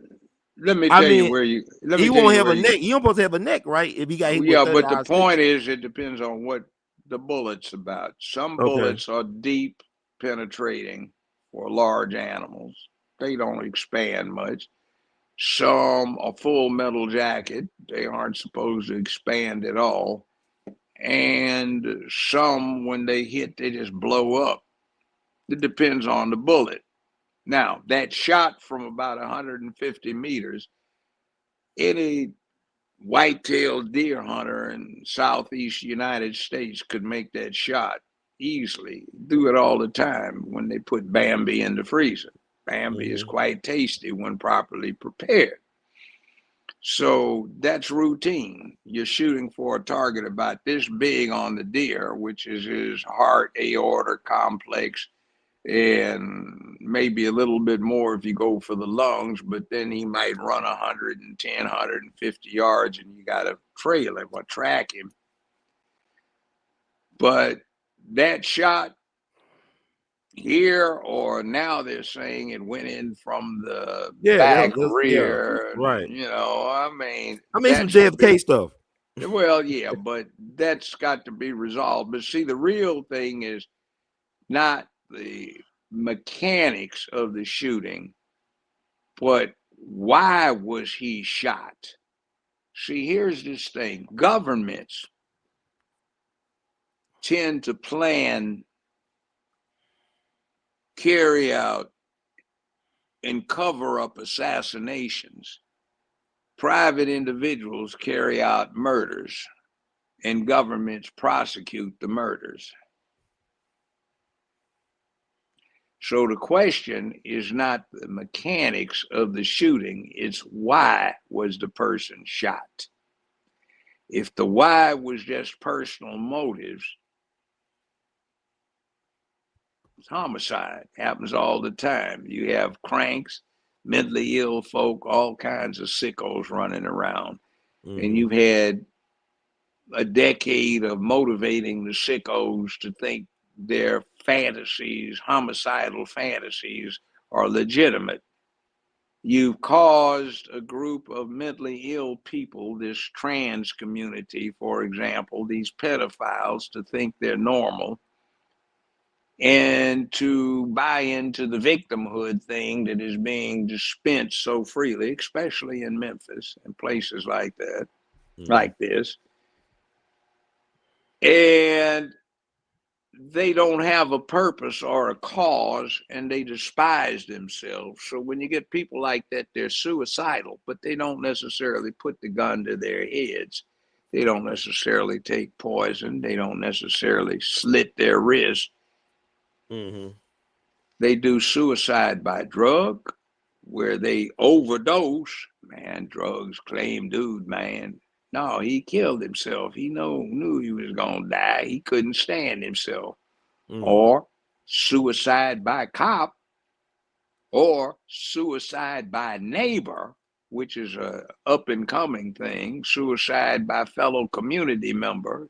Hey, man, what you looking at, man? I ain't looking at anything. You call me a live fool. I see you looking at me.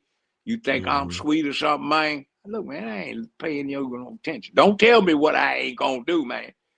See, so he's trying to commit suicide but get somebody to do him in. Now, this happens, and also suicide by circumstance. And then people have a lot of hostility that's been just worked on. I've seen people in what ought to be just a mundane, brief encounter turns into a major confrontation because they've been protected from having to deal with bullies. They don't know the body language or the hostility signs, and they keep ramping up the tension until there's an explosion, and they really haven't dealt with it, so they don't know what's coming on. And half the time, they're freaked out by what they produce and don't even realize they're doing it.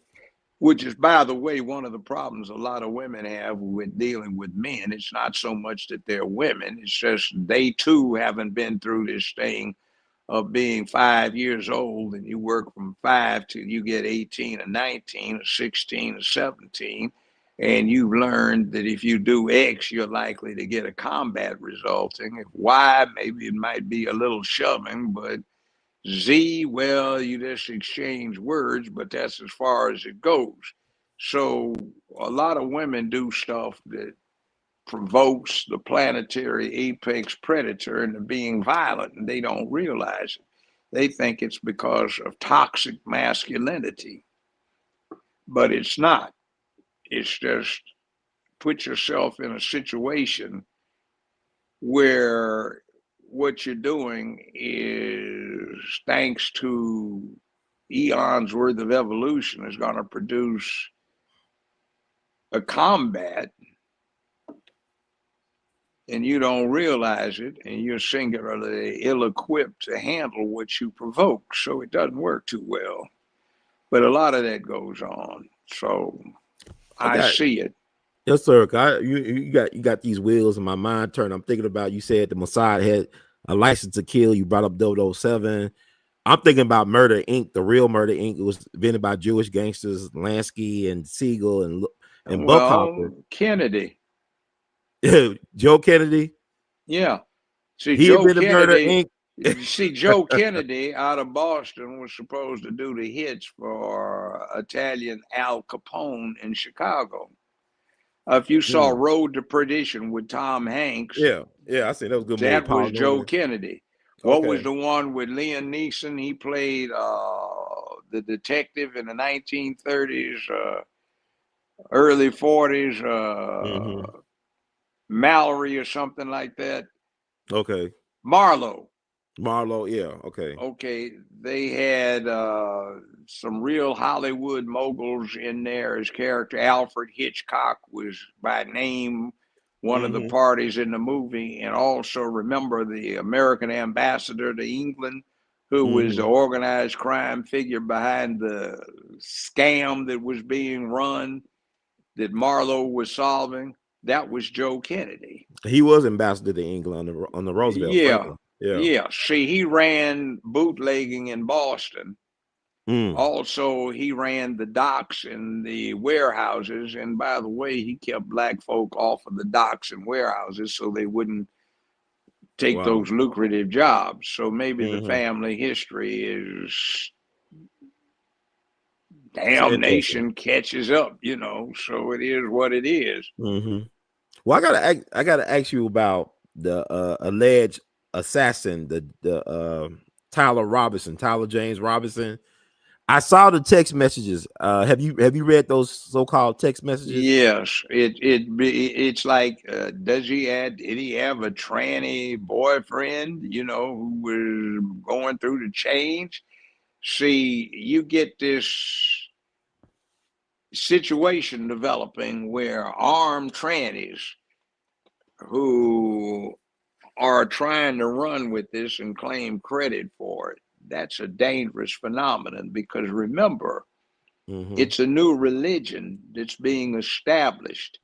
And unlike Christianity, Islam, Judaism, Buddhism, Hinduism, Taoism, Confucianism, uh, Mithraism, whatever it may be, it's now sponsored by many state governments and up until Trump got elected by the US government. So they had become the official cult, the official secular religion of the United States. You can't put a cross, a crucifix, let's say a Jewish star, an Islamic crescent, sixth arm representation of Shiva or a Buddha in a courthouse or a government building, but you can splash rainbow all up and down the place. Well, I would ask you about the legitimacy of the text messages, though. I don't feel like people of that age group talk like that on text messages. They Like may or it's may not, but you know, if you want to see something interesting, get a bunch of lame and duck lame individuals, not lame ducks. That's something else. Get a mm-hmm. bunch of lame individuals, and they try to be hip, so they use the current vernacular, the But slang they were like, language. how many 22-year-old, say like vehicle and stuff like that.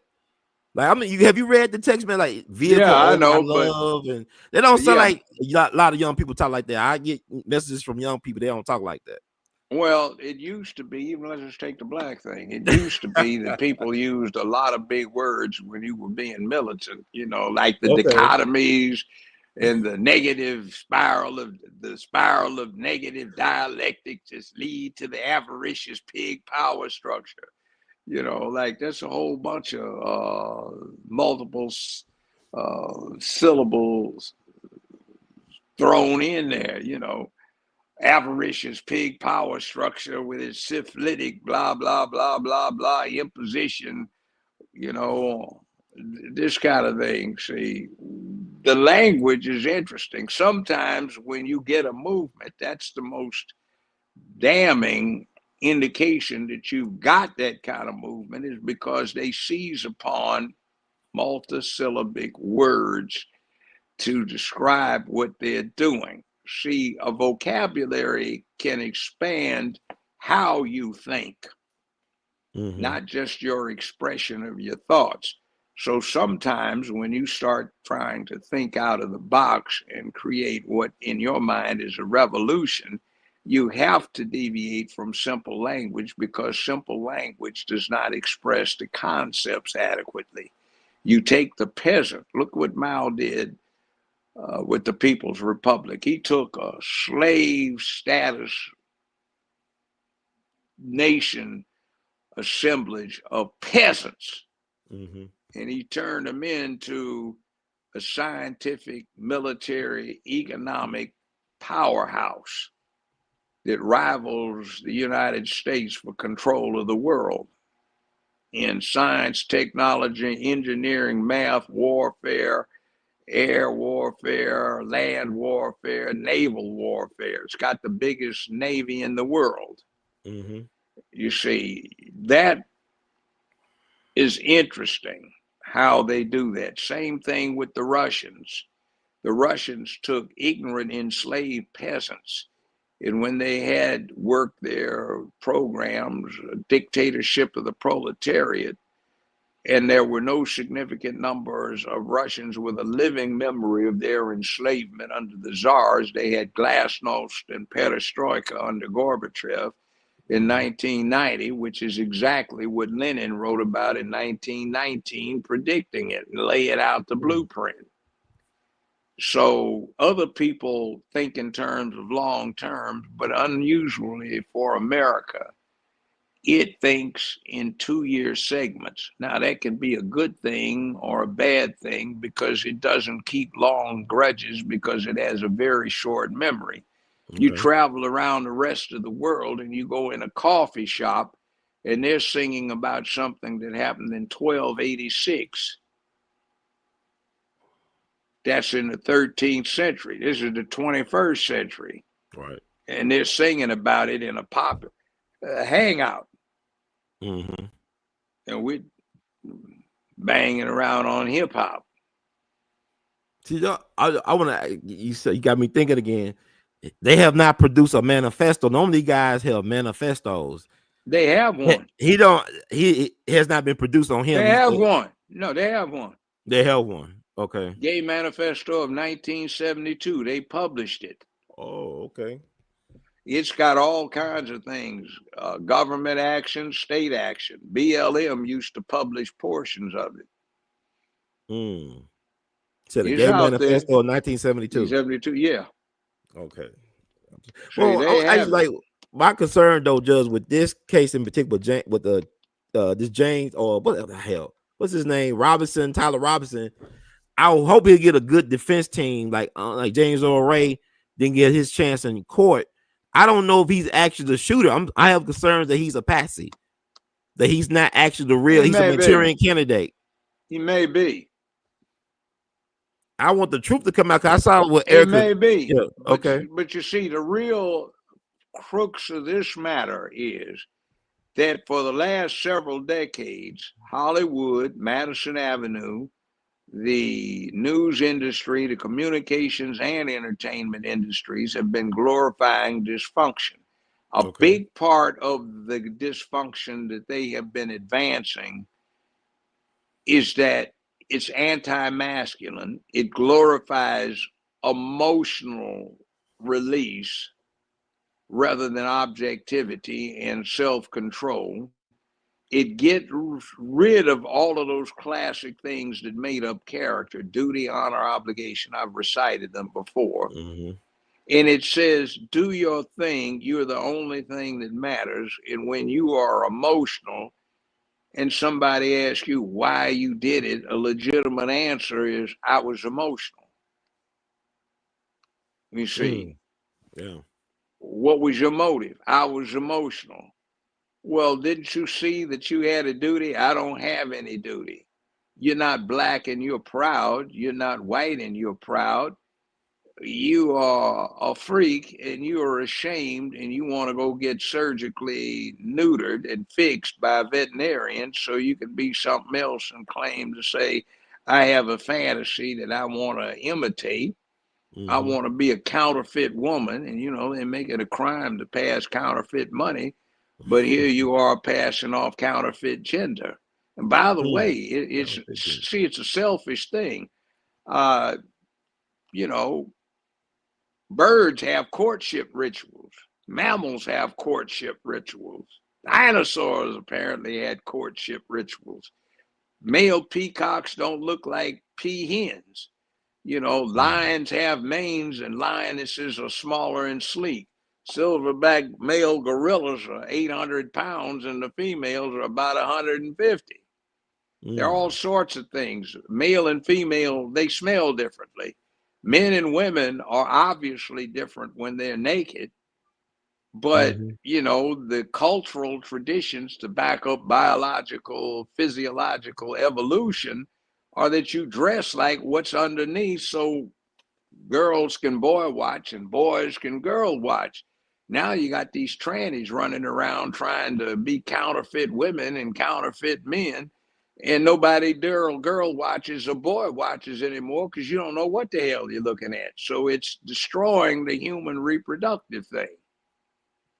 That's interesting. It's like Kirk was a Christian nationalist. He was about the nuclear family, promoting manhood. That's part of it, but also he sparked debate with the DEI stuff, Civil Rights Act of DEI and '64. all I of mean, it's that. complex like anybody, right? You could nitpick, You- apples and oranges with everybody. But I saw this develop. Okay. When this started, I could vote and buy whiskey. Mm-hmm. And it's been a half century plus ago. And I've seen it. See, it's some of this stuff just looks so alien to me. Mm-hmm.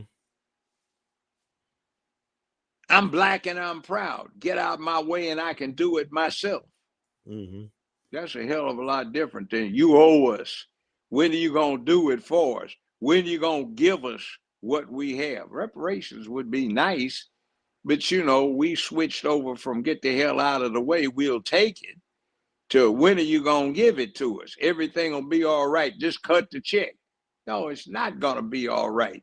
Because the problem is if somebody gave it to you, you didn't earn it. And if you didn't earn it, likely as not, it was because you didn't know how to earn it. And if you didn't know how to earn it, you won't know what you need to know to keep it. And the problem is a free man doesn't need anybody to give him a damn thing. He can take it. You see the difference? Yes, sir. I hear the difference as well too, Judge. Well, what do you think about? Okay, we all talk about rappers and stuff, but Charlie Kirk talked about public executions should be, for public. He believe in public executions. It should be sponsored by corporations like Coca-Cola, and kids should be indoctrinated into like having public executions. And he was publicly executed. Well, yeah, the youngest person executed in the 20th century. When I represented young Ron Ward over in West Memphis, Arkansas, who at that time was the youngest person in the whole world on a death row, a formal death row. Mm-hmm.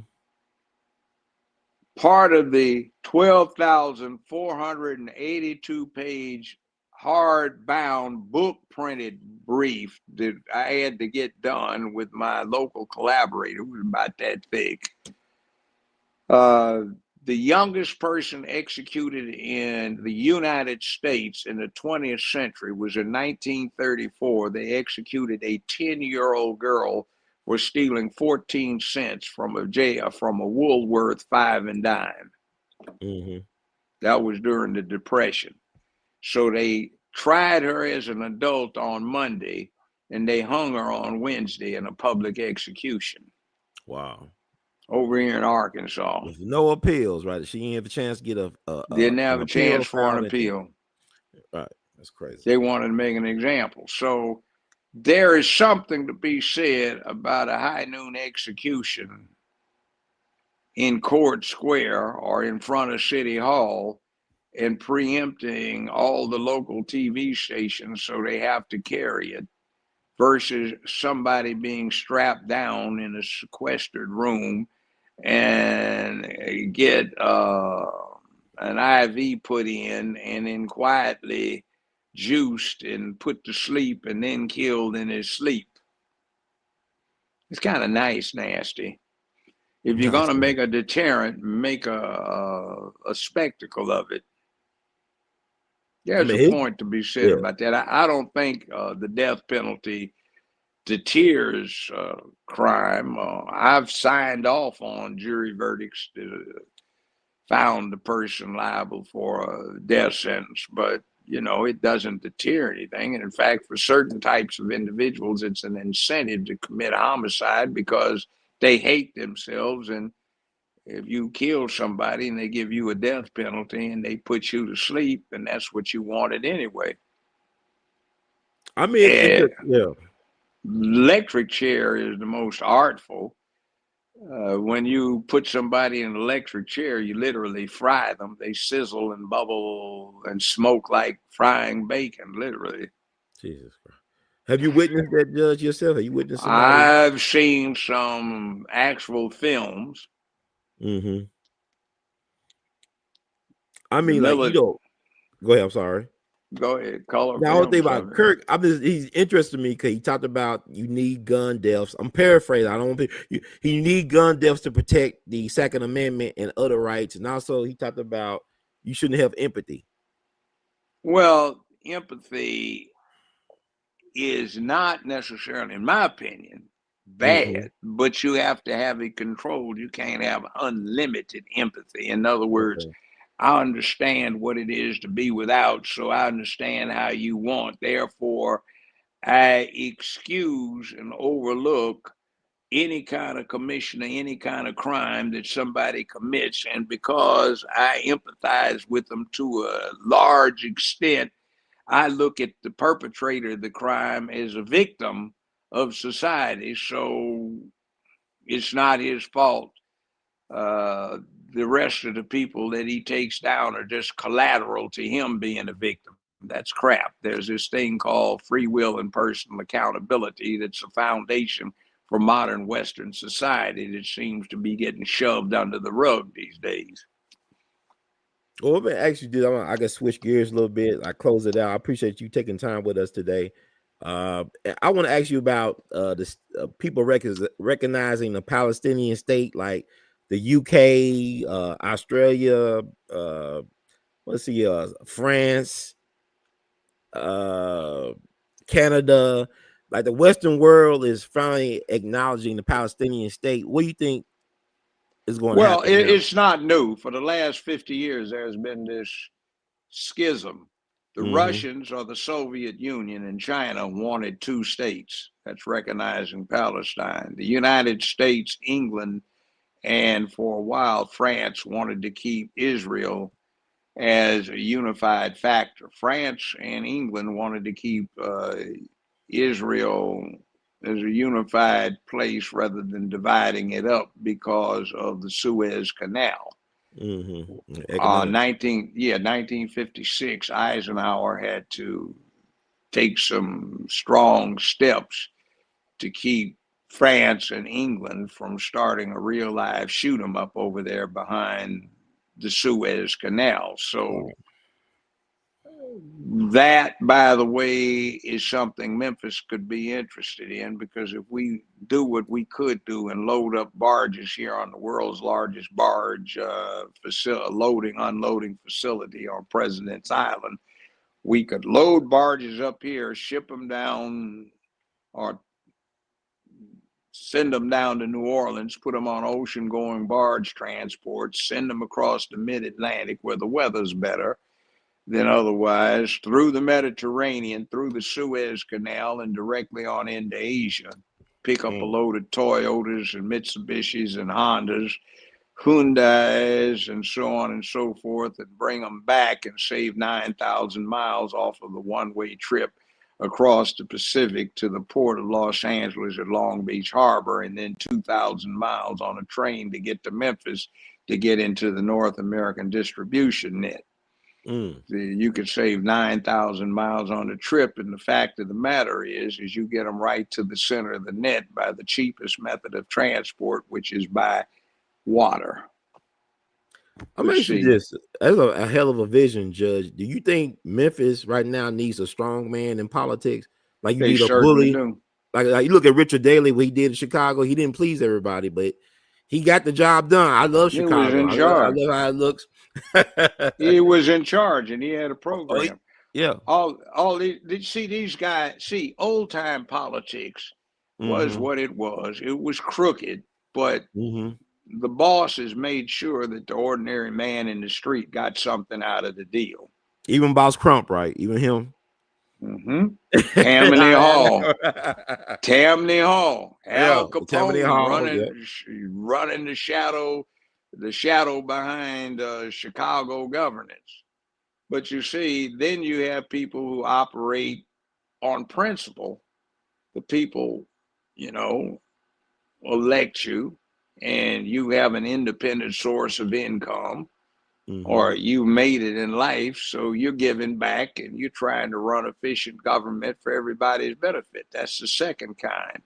Third kind is what we have now. I get into politics. Let's say somebody says, I'm not interested in giving anybody anything back. I'm interested in this peculiar agenda that I advance because I do the 6B routine, 7B routine. And because this person is an initiate into that, they say that's all I need to do. Meanwhile, the rest of these people who are non-believers, I can steal from them because they don't deserve it. So what's 7B? Unbelt. 1, drop breeches. 2, drop boxers. 3, bend over. 4, spread butt cheeks. 5, get boy banged at 6 and 7. And that's a driving engine behind too much of today's politics. It's somebody's right to do it. I mean, get your freak on behind your bedroom door. That's your business. But you don't need to try and sexualize children and legitimize pedophiles who go out and prey on children. And you don't need to deal with trannies who go around trying to screw up the yin yang thing and destroy sexual attraction between male and female. You know, you don't need to push that. They have a right to advocate it, but you've got a right to push back. You know what's interesting? Some I seen on social media where some trans people agree with what you just said. Well, don't push the lifestyle, don't push their way of life. You know, respect people boundaries. Yeah, well, it's sort of like they're drug addicts, but how many drug addicts want to addict children? Right. You know, what's the best way for people to get in touch with you or buy your barbecue or whatever we got to do to support you? Okay, if you want to get the barbecue, it's great stuff. You can go on Amazon. Just look up Judge Joe Brown Barbecue. And if you want to get the expanded feel, which includes a lot more things, Judge Joe Brown, JJB Barbecue, BBQ.com. Tiffany Haddish is an investor. Some other people are doing it. Beyonce's personal chef is one of the people working with us.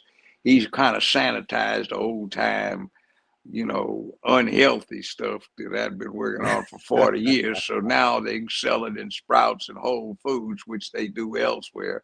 We haven't been able to get it in Memphis because the local yokels tend to push back against yours truly for pushing righteousness and manhood, even though the ordinary man in the street, woman in the street, they love it. But see, our representatives do not represent the people. And that is a problem. So also, if you want to catch me where I aggravate some folk, you can find me on X at Judge Joe Brown TV. X at Judge Joe Brown TV. Oh, yes, sir, man. God bless you, Judge. I mean, you are a treasure. I don't think people understand. Like, you have the credentials, you have the resume, you have, you could choose to not engage, but you choose to use your experience, your wisdom, your special genius to really motivate people to step their game up. Because like I said, people love you in the streets, man. Like, people run me down in Kroger's the other day. Brother Ron, we need Judge Joe Brown. We need to hear from the judge. And I saw you made your rounds recently and you really pissing people off. That means to me to be polarizing is to be great.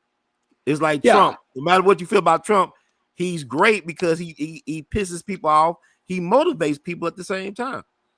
Yeah, but see, look, I am on speaking terms with people who have been president, well, dead now, president of the United States of America, vice president of the United States.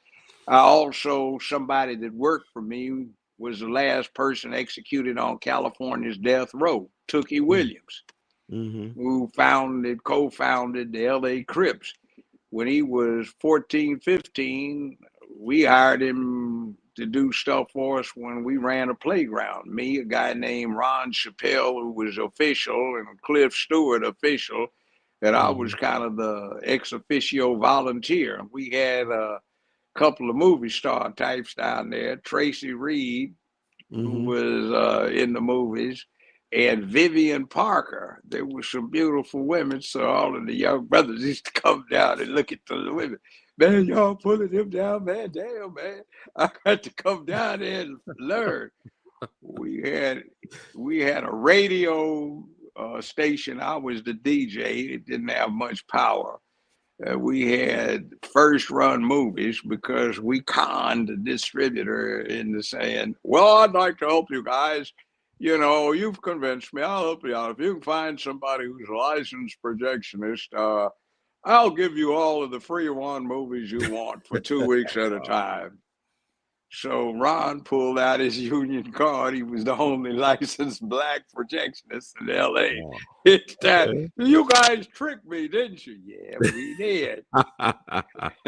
So we were selling hot dogs, soft drinks, potato chips, and everything. And we had the community cooperating, and we were teaching manhood. Now, Tookie Williams was a really brilliant young guy, but we tried to get him out of the swamp, but his mama wanted that check, so we couldn't get him out of the swamp. He just became the baddest alligator in the swamp. Another guy whose mother cooperated and did get out of the swamp was somebody that most have heard of, the singer Barry White, late singer Barry White. He was a skinny 12-year-old on the playground. Wow. So Yeah, we you got would do stories. something. We would take just me, Ron Chappelle, and Cliff Stewart. The three of us young men would take 150 to 200 young children from kindergarten through 7th grade to the movies in downtown LA, where we talked them into letting us in for free. And we had such tight discipline that the customers did not know that there were children, especially not that many, in the theater. We had absolute discipline. The interesting thing is we had some young ladies who were early feminists, and they thought they knew better, so they would bring 5 or 6 children. We'd have 150 to 200, and we'd have to put their 5 or 6 in line because they would get unruly, and the rest of the kids would get noisy, responding to them being out of control. It just shows you what the impact of masculinity can do for the benefit of children. Yes, sir. It was a good lesson. So we had the whole neighborhood cooperating, and that's a lesson I've learned about what can happen when you get community cooperation and what a community can do for itself. But what undid us was all of these folk, like the ones that are running Memphis right now, they came in after the hard work had been done, and then they wanted to run everything as a hustle and ruined it. But anyway, be real. It'll come to you maybe a little later, but it'll get there bigger than it would if you were a punk and a sissy. So we have too many sissified punks running Memphis who can't go out and deal with the people in the streets, and that's a shame because they're supposed to be leading the people. Yes, sir. Thank you, Judge, for being a leader of the people and for the people. We appreciate you so much. The words of Great Duke Ellington, we love you madly. Keep on producing and pushing, in the words of Brother Ron. And I'll see you in the whirlwind. I look forward to having you back on. All right. Later on, young brother. Be good. Yes, sir. Likewise. Thank you so much. And thank you all for tuning out, to tune in to get in where you fit in. It's Brother Ron, We All Be News. Thank the Honorable Judge Joe Brown for spending some time with us. Like I said, it's been a minute, but y'all, I hear y'all. The universe heard y'all. Everybody in the street, I don't care who it was. What Judge Joe Brown that we all be? Mom, family, friends, and they didn't know. I reached out to the judge, and I'm grateful for the chance, and I got a chance to talk with him. It's been a minute. As all you that we all be faithful know, I was the cat. I'm doing my soldier boy moment. I was the guy who put Judge on social media. It was me. It was over 11 years ago. I can't believe it's been 11 years ago. But I'm gonna close it out. I was talking about comparing Charlie Kirk to Huey Long. Both of these are iconoclastic figures in American history. What's interesting by Huey Long, it is alleged that Dr. Carl Weiss, a Jewish American, shot Huey Long when he confronted him at the Capitol building in Baton Rouge on September the 8th, 1935. Allegedly, Huey Long had made very powerful political enemies. I think Dr. Carl Weiss was defending the honor of his father-in-law, who I believe was a judge whose career was in the crosshairs of Huey Long, a political machine. They were trying to do some gerrymandering and stuff like that. I think got passed.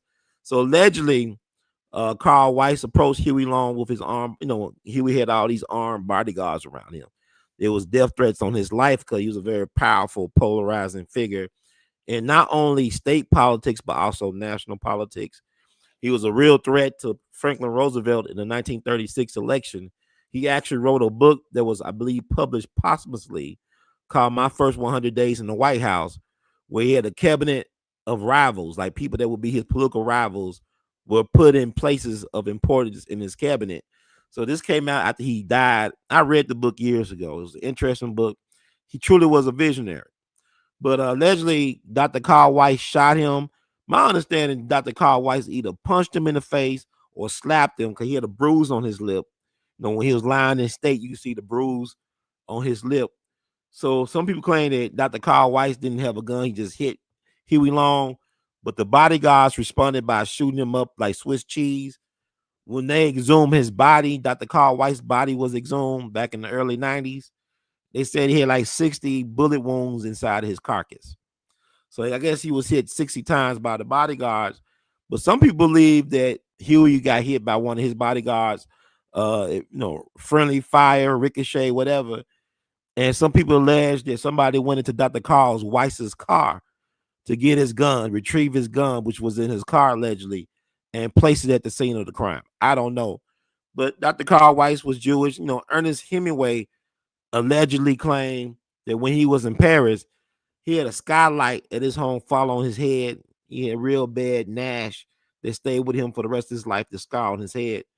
He alleged that Dr. Carl Weiss, when he was a resident in France, gave him his stitches on his head. His 9 stitches were done by Dr. Carl Weiss, the alleged assassin of Huey Long, before he became, whatever.